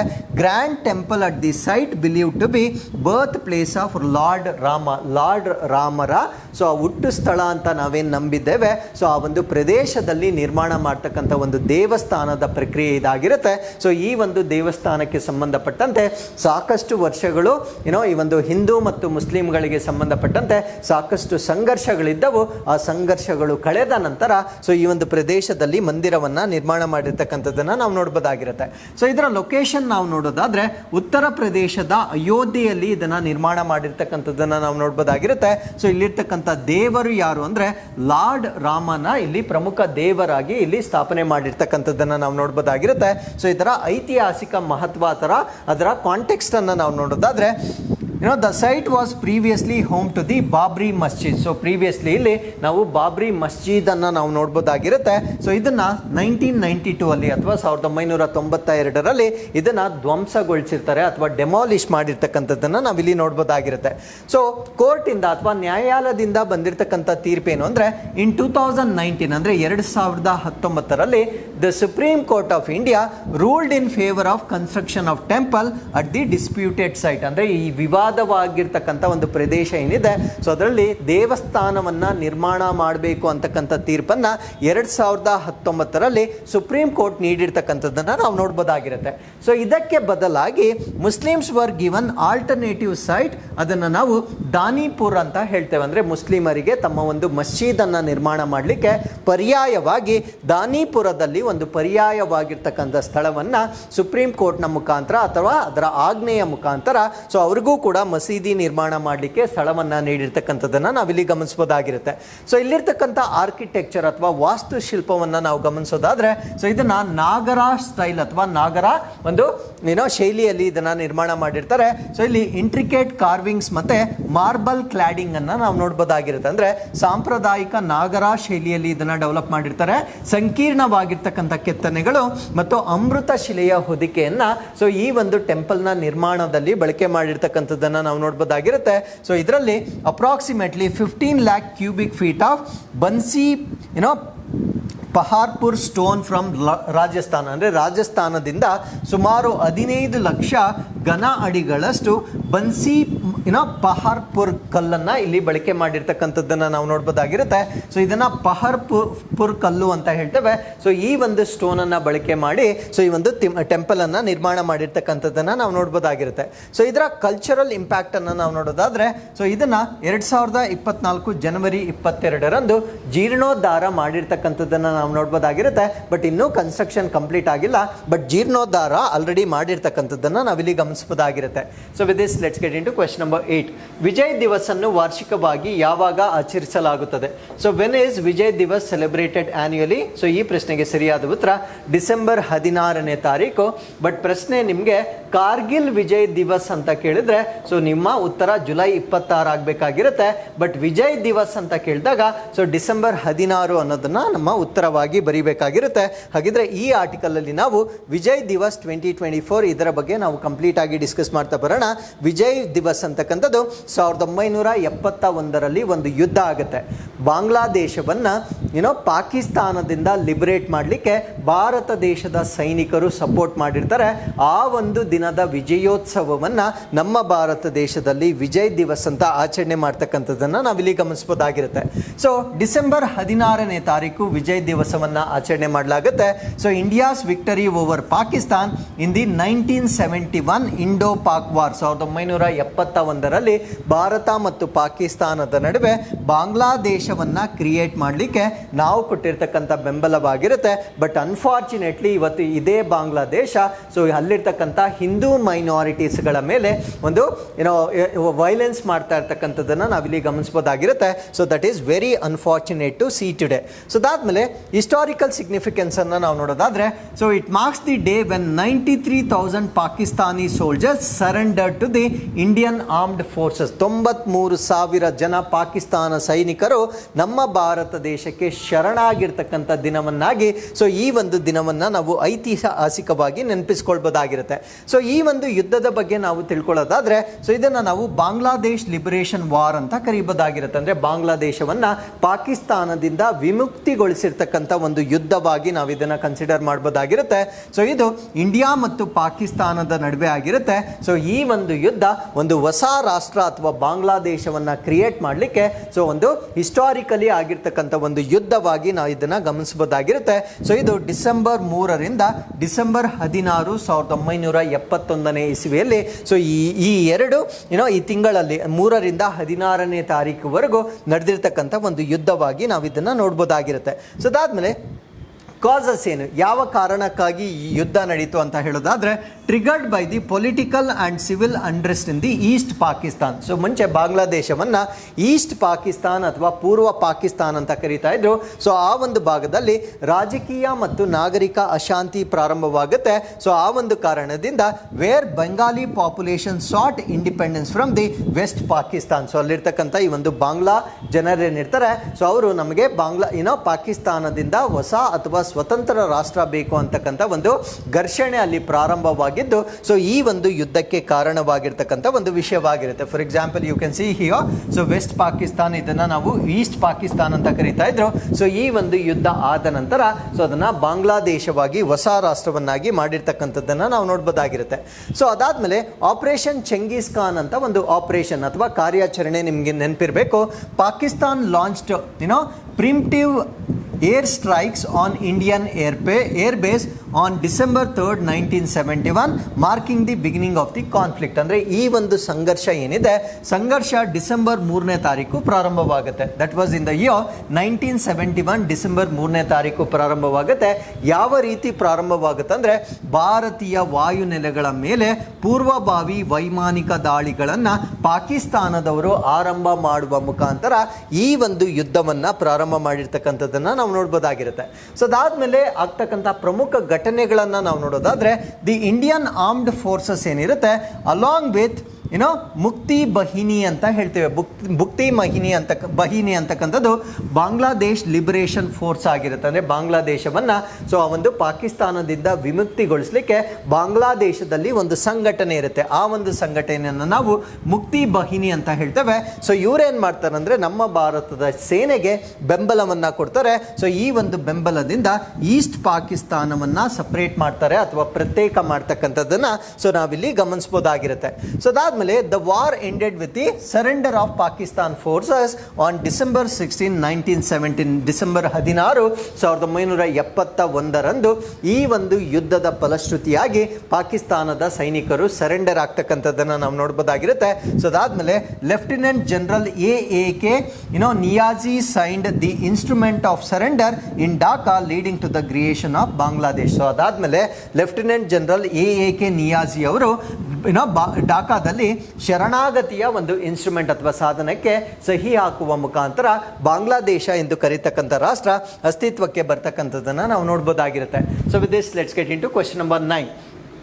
ಯಾವ ತಂಡವು ಡಿಸೆಂಬರ್ 15, 2024 ಸೈಯದ್ ಮುಷ್ತಾಕ್ ಅಲಿ ಟ್ರೋಫಿ ಪ್ರಶಸ್ತಿಯನ್ನು ಗೆದ್ದುಕೊಂಡಿತು? So which team won the Syed Mushtaq Ali trophy title in December or 2024? So Mushtaq Ali ಅಥವಾ ಸೈಯದ್ ಮುಷ್ತಾಕ್ ಅಲಿ ಟ್ರೋಫಿ ಅಂತಕ್ಕಂಥದ್ದು 2020 ಕ್ರಿಕೆಟ್ ಮ್ಯಾಚ್ ಆಗಿರುತ್ತೆ. ಸೊ ಇದೆಲ್ಲ ಕೇಳ್ತಾರೆ. ಮುಷ್ತಾಕ್ ಅಲಿ ಟ್ರೋಫಿ ಅಂತಕ್ಕಂಥದ್ದು ಯಾವ ಕ್ರೀಡೆಗೆ ಸಂಬಂಧಪಟ್ಟಿತ್ತು ಅಂತ ಕೇಳಿದ್ರೆ ಅದು ಕ್ರಿಕೆಟ್ ಆಗಿರುತ್ತೆ. ಅದು 50 ಓವರ್ಸ್ ಕ್ರಿಕೆಟ್ ಆಗಿಲ್ಲ, ಅದು 20 ಓವರ್ಸ್ ಕ್ರಿಕೆಟ್ ಆಗಿರುತ್ತೆ. ಸೊ ಈ ಒಂದು ಈವೆಂಟನ್ನು 2024 ಮುಂಬೈ ತಂಡ ಜಯ ಗಳಿಸಿರ್ತಕ್ಕಂಥದ್ದನ್ನು ನಾವು ನೋಡ್ಬೋದಾಗಿರುತ್ತೆ. ಸೊ ಇದನ್ನು ನಾವು ಮುಷ್ತಾಕ್ ಅಲಿ ಟ್ರೋಫಿ 2024 ಅಂತ ಹೇಳ್ತೇವೆ. ಸೊ ಮುಂಬೈ ಇದರಲ್ಲಿ ವಿನ್ ಆಗಿರ್ತಕ್ಕಂಥದ್ದನ್ನು ನಾವು ನೋಡ್ಬೋದಾಗಿರುತ್ತೆ. ಸೊ ಅವರು ಮಧ್ಯಪ್ರದೇಶವನ್ನು ಡಿಫೀಟ್ ಮಾಡುವ ಮುಖಾಂತರ ಸೊ ಈ ಒಂದು ಟೂರ್ನಮೆಂಟನ್ನು ಗೆದ್ದಿರ್ತಾರೆ. ಸೊ ಇದು ಚಿನ್ನಸ್ವಾಮಿ ಸ್ಟೇಡಿಯಂ ಬೆಂಗಳೂರಿನಲ್ಲಿ ಕಂಪ್ಲೀಟ್ ಆಗಿರ್ತಕ್ಕಂಥ ಒಂದು ಈವೆಂಟ್ ಆಗಿರುತ್ತೆ. ಸೊ ಈ ಒಂದು ಈವೆಂಟ್ನಲ್ಲಿ ಸೂರ್ಯಾಂಶ್ ಶೆಡ್ಜ್ ಅಂತಕ್ಕಂಥವರು ಮ್ಯಾನ್ ಆಫ್ ದಿ ಮ್ಯಾಚ್ ಅನ್ನು ಪಡೆದುಕೊಂಡಿದ್ದಾರೆ. Player of the series Ajinkya Rahane ಅವರು ಪ್ಲೇಯರ್ ಆಫ್ ದಿ ಸೀರೀಸ್ ಅಥವಾ ಸರಣಿಯ ಆಟಗಾರನಾಗಿ ಅಜಿಂಕ್ಯ ರಹಾನೆ ಅವರು ಆ ಒಂದು ಮನ್ನಣೆಯನ್ನು ದಾಖಲೆಯನ್ನು ಪಡೆದುಕೊಂಡಿರ್ತಕ್ಕಂಥದ್ದನ್ನು ನಾವು ನೋಡ್ಬೋದಾಗಿರುತ್ತೆ. ಸೊ ಈ ಒಂದು ಟೂರ್ನಮೆಂಟ್ನ ಓವರ್ ವ್ಯೂವನ್ನು ನಾವು ನೋಡೋದಾದರೆ ಇದೊಂದು ಡೊಮೆಸ್ಟಿಕ್ 2020 ಕ್ರಿಕೆಟ್ ಚಾಂಪಿಯನ್ಶಿಪ್ ಆಗಿರುತ್ತೆ. ಅಂದರೆ ನಮ್ಮ ಭಾರತ ದೇಶದಲ್ಲಿ ಸ್ಥಳೀಯವಾಗಿ ನಡೆಸ್ತಕ್ಕಂಥ ಒಂದು 2020 ಟೂರ್ನಮೆಂಟ್ ಆಗಿರುತ್ತೆ.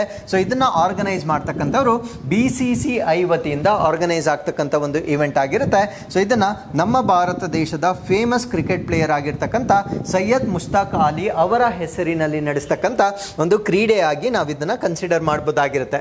ಸೊ ಇದನ್ನು 2006-07ನೇ ಸಾಲಿನಲ್ಲಿ ಇನ್ಯಾಗ್ರಲ್ ಈವೆಂಟ್ ಅಂದರೆ ಉದ್ಘಾಟನಾ ಪಂದ್ಯಾವಳಿಯನ್ನು 2006-07ನಲ್ಲಿ ಪ್ರಾರಂಭ ಮಾಡ್ತಾರೆ. ಸೊ ಉದ್ಘಾಟನಾ ಇವೆಂಟನ್ನು ತಮಿಳುನಾಡು ರಾಜ್ಯ ಗೆದ್ಕೊಂಡಿರುತ್ತೆ. ಸೊ ಆಗ ಆ ತಂಡದ ಕ್ಯಾಪ್ಟನ್ ಯಾರಾಗಿರ್ತಾರೆ ಅಂದರೆ ದಿನೇಶ್ ಕಾರ್ತಿಕ್ ರವರು ಕ್ಯಾಪ್ಟನ್ ಆಗಿರ್ತಾರೆ ಅಥವಾ ನಾಯಕರಾಗಿದ್ದಾಗ ಸೊ ಆ ಒಂದು ಉದ್ಘಾಟನಾ ಪಂದ್ಯವನ್ನು ತಮಿಳುನಾಡು ರಾಜ್ಯ ಗೆದ್ದಿರ್ತಕ್ಕಂಥದ್ದನ್ನು ನಾವು ನೋಡ್ಬೋದಾಗಿರುತ್ತೆ. So Tamil Nadu has been the most successful team winning the trophy 3 times. So Tamil Nadu ಏನಿದೆ ಸೊ ಈ ಒಂದು ಪಂದ್ಯಾವಳಿಯನ್ನು ಅತಿ ಹೆಚ್ಚು ಬಾರಿ ಅಂದರೆ 3 ಬಾರಿ ಗೆಲ್ಲುವ ಮುಖಾಂತರ ಅತಿ ಹೆಚ್ಚು ಪದಕವನ್ನು ಅಂದರೆ ಈ ಒಂದು ಪದಕವನ್ನು ಗೆದ್ದಿರ್ತಕ್ಕಂಥ ರಾಜ್ಯವಾಗಿರುತ್ತೆ. So with this let's get into snippets. Exercise desert knight ಅಥವಾ ಡೆಸರ್ಟ್ ನೈಟ್ ಅಭ್ಯಾಸ. ಸೊ ಈ ಒಂದು ಅಭ್ಯಾಸ ಇಂಡಿಯನ್ ಏರ್ಫೋರ್ಸ್, ಫ್ರೆಂಚ್ ಏರ್ಫೋರ್ಸ್, ಅದಾದಮೇಲೆ ಯುನೈಟೆಡ್ ಅರಬ್ ಎಮಿರೇಟ್ಸ್ ಏರ್ಫೋರ್ಸ್ ನಡುವೆ ನಡೀತಕ್ಕಂಥ ಒಂದು ಅಭ್ಯಾಸವಾಗುತ್ತೆ. 3 ರಾಷ್ಟ್ರಗಳು ಇದನ್ನು ನಾವು ಡೆಸರ್ಟ್ ನೈಟ್ ಅಭ್ಯಾಸ ಅಂತ ಹೇಳ್ತೇವೆ. ಇದರಲ್ಲಿ ನಮ್ಮ ಭಾರತ ದೇಶದ ವಾಯುಪಡೆ, ಫ್ರೆಂಚ್ ವಾಯು ಮತ್ತು ಬಾಹ್ಯಾಕಾಶ ಪಡೆ ಮತ್ತು ಯುನೈಟೆಡ್ ಅರಬ್ ಎಮಿರೇಟ್ಸ್ ವಾಯುಪಡೆ ಜಂಟಿಯಾಗಿ ನಡೆಸ್ತಕ್ಕಂಥ ಒಂದು ಮಿಲಿಟರಿ ಎಕ್ಸಸೈಸ್ ಆಗಿ ನಾವು ಇದನ್ನು ಕನ್ಸಿಡರ್ ಮಾಡ್ಬೋದಾಗಿರುತ್ತೆ. ಸೊ ಇದು ಅರೇಬಿಯನ್ ಸಿಯಲ್ಲಿ ಈ ಒಂದು ಎಕ್ಸಸೈಸನ್ನು ಕಂಡಕ್ಟ್ ಮಾಡಿರ್ತಕ್ಕಂಥದ್ದನ್ನು ನಾವು ನೋಡ್ಬೋದಾಗಿರುತ್ತೆ. ಸೊ ಇದರ ಉದ್ದೇಶ ಏನು ಅಂದರೆ ಇಂಪ್ರೂವ್ ಕೋಆಪರೇಷನ್ ಆ್ಯಂಡ್ ಇಂಟರ್ ಆಪರೇಬಿಲಿಟಿ ಅಂದರೆ ರಾಷ್ಟ್ರಗಳ ಮಧ್ಯೆ ಸಹಕಾರ ಮತ್ತು ಕಾರ್ಯಸಾಧ್ಯತೆಯನ್ನು ಹೆಚ್ಚಿಸ್ತಕ್ಕಂಥದ್ದು. ಅದರ ಜೊತೆಗೆ facilitate the exchange of operational knowledge ಅಂದರೆ ರಾಷ್ಟ್ರಗಳ ನಡುವೆ ಇರತಕ್ಕಂಥ ಒಂದು ಜ್ಞಾನವನ್ನು ಎಲ್ಲ ರಾಷ್ಟ್ರಗಳ ನಡುವೆ ಅಂದರೆ ಆ 3 ರಾಷ್ಟ್ರಗಳ ನಡುವೆ ಸೊ ಅದನ್ನು ಶೇರ್ ಮಾಡ್ಕೊಳ್ತಕ್ಕಂಥ ಉದ್ದೇಶದಿಂದ ಈ ಒಂದು ಎಕ್ಸಸೈಸನ್ನು ಕಂಡಕ್ಟ್ ಮಾಡಲಾಗುತ್ತೆ. ಸೊ ಶ್ರೀಲಂಕಾ ಇಂಡಿಯಾ ಎಕ್ಸಸೈಸ್ ಇದನ್ನು ನಾವು ಸ್ಲಿನೆಕ್ಸ್ 24 ಅಂತ ಹೇಳ್ತೇವೆ. ಸ್ಲಿನೆಕ್ಸ್ ಅಂತಕ್ಕಂಥದ್ದು ಭಾರತ ಮತ್ತು ಶ್ರೀಲಂಕಾ ನಡುವೆ ನಡೀತಕ್ಕಂಥ ಒಂದು ನೇವಲ್ ಎಕ್ಸಸೈಸ್ ಆಗಿರುತ್ತೆ. ಇದನ್ನು ನಾವು ನೌಕಾ ಅಭ್ಯಾಸ ಅಂತ ಕರಿತೇವೆ. ಪ್ರೀವಿಯಸ್ಲಿ ನಾವು ಮಾಡಿದ್ದು ಮಿಲಿಟರಿ ಅಭ್ಯಾಸ, ಇದೊಂದು ನೌಕಾ ಅಭ್ಯಾಸವಾಗಿರುತ್ತೆ. ಇದು ನಮ್ಮ ಭಾರತ ದೇಶದ ನೌಕೆ ಮತ್ತು ಶ್ರೀಲಂಕಾ ನೇವಿ ಏನಿರುತ್ತೆ, ನೌಕಾ ಪಡೆ ಏನಿರುತ್ತೆ, ಸೊ ಇವೆರಡರ ನಡುವೆ ನಡೀತಕ್ಕಂಥ ಅಭ್ಯಾಸವಾಗಿರುತ್ತೆ.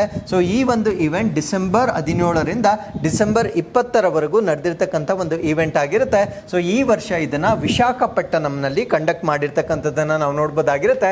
ಸೊ ಏನಕ್ಕೆ ಮಾಡ್ತಾರೆ ಅಂದರೆ ಆಬ್ವಿಯಸ್ಲಿ ಮ್ಯಾರಿಟೈಮ್ ಕೋಆಪರೇಷನ್, ಇಂಟರ್ ಆಪರೇಬಿಲಿಟಿ ಮತ್ತು ಬೆಸ್ಟ್ ಪ್ರಾಕ್ಟೀಸಸ್ಸನ್ನು ರಾಷ್ಟ್ರಗಳ ನಡುವೆ ಶೇರ್ ಮಾಡುವ ಕಾರಣದಿಂದ ಇದನ್ನು ಕಂಡಕ್ಟ್ ಮಾಡಿರ್ತಾರೆ. So with this let us come to question number 12.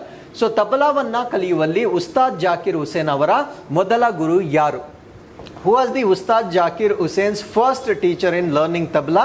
So ಈ ಪ್ರಶ್ನೆಗೆ ಸರಿಯಾದ ಉತ್ತರ ಉಸ್ತಾದ್ ಅಲ್ಲಾ ರಾಕಾರ್ ಅವರು ತಮಗೆ ತಬಲವನ್ನು ಕಲಿಸಿರ್ತಕ್ಕಂಥ ಮೊದಲ ಗುರು ಆಗಿರ್ತಾರೆ. ಸೊ ಇವರ ಬಗ್ಗೆ ನಾವು ಪ್ರಶ್ನೆಯನ್ನು ಕೊಡಲಿಕ್ಕೆ ಕಾರಣ ಏನು ಅಂದರೆ ತಬಲಾ ಮಾಸ್ಟ್ರೋ ಆಗಿರ್ತಕ್ಕಂಥ ಉಸ್ತಾದ್ ಜಾಕಿರ್ ಹುಸೇನ್ ರವರು ಈಗ ವಿಧಿವಶರಾಗಿರುವ ಕಾರಣದಿಂದ ಇವರ ಬಗ್ಗೆ ನಾವು ಡಿಸ್ಕಸ್ ಮಾಡ್ತಾ ಇದ್ದೇವೆ. ಸೊ ಉಸ್ತಾದ್ ಜಾಕಿರ್ ಹುಸೇನ್, ಸೊ ಇವರು ತಬಲಾ ಮಾಂತ್ರಿಕ ಅಂತಲೇ ನಾವು ಇವರನ್ನು ಕರೀಬೋದಾಗಿರುತ್ತೆ.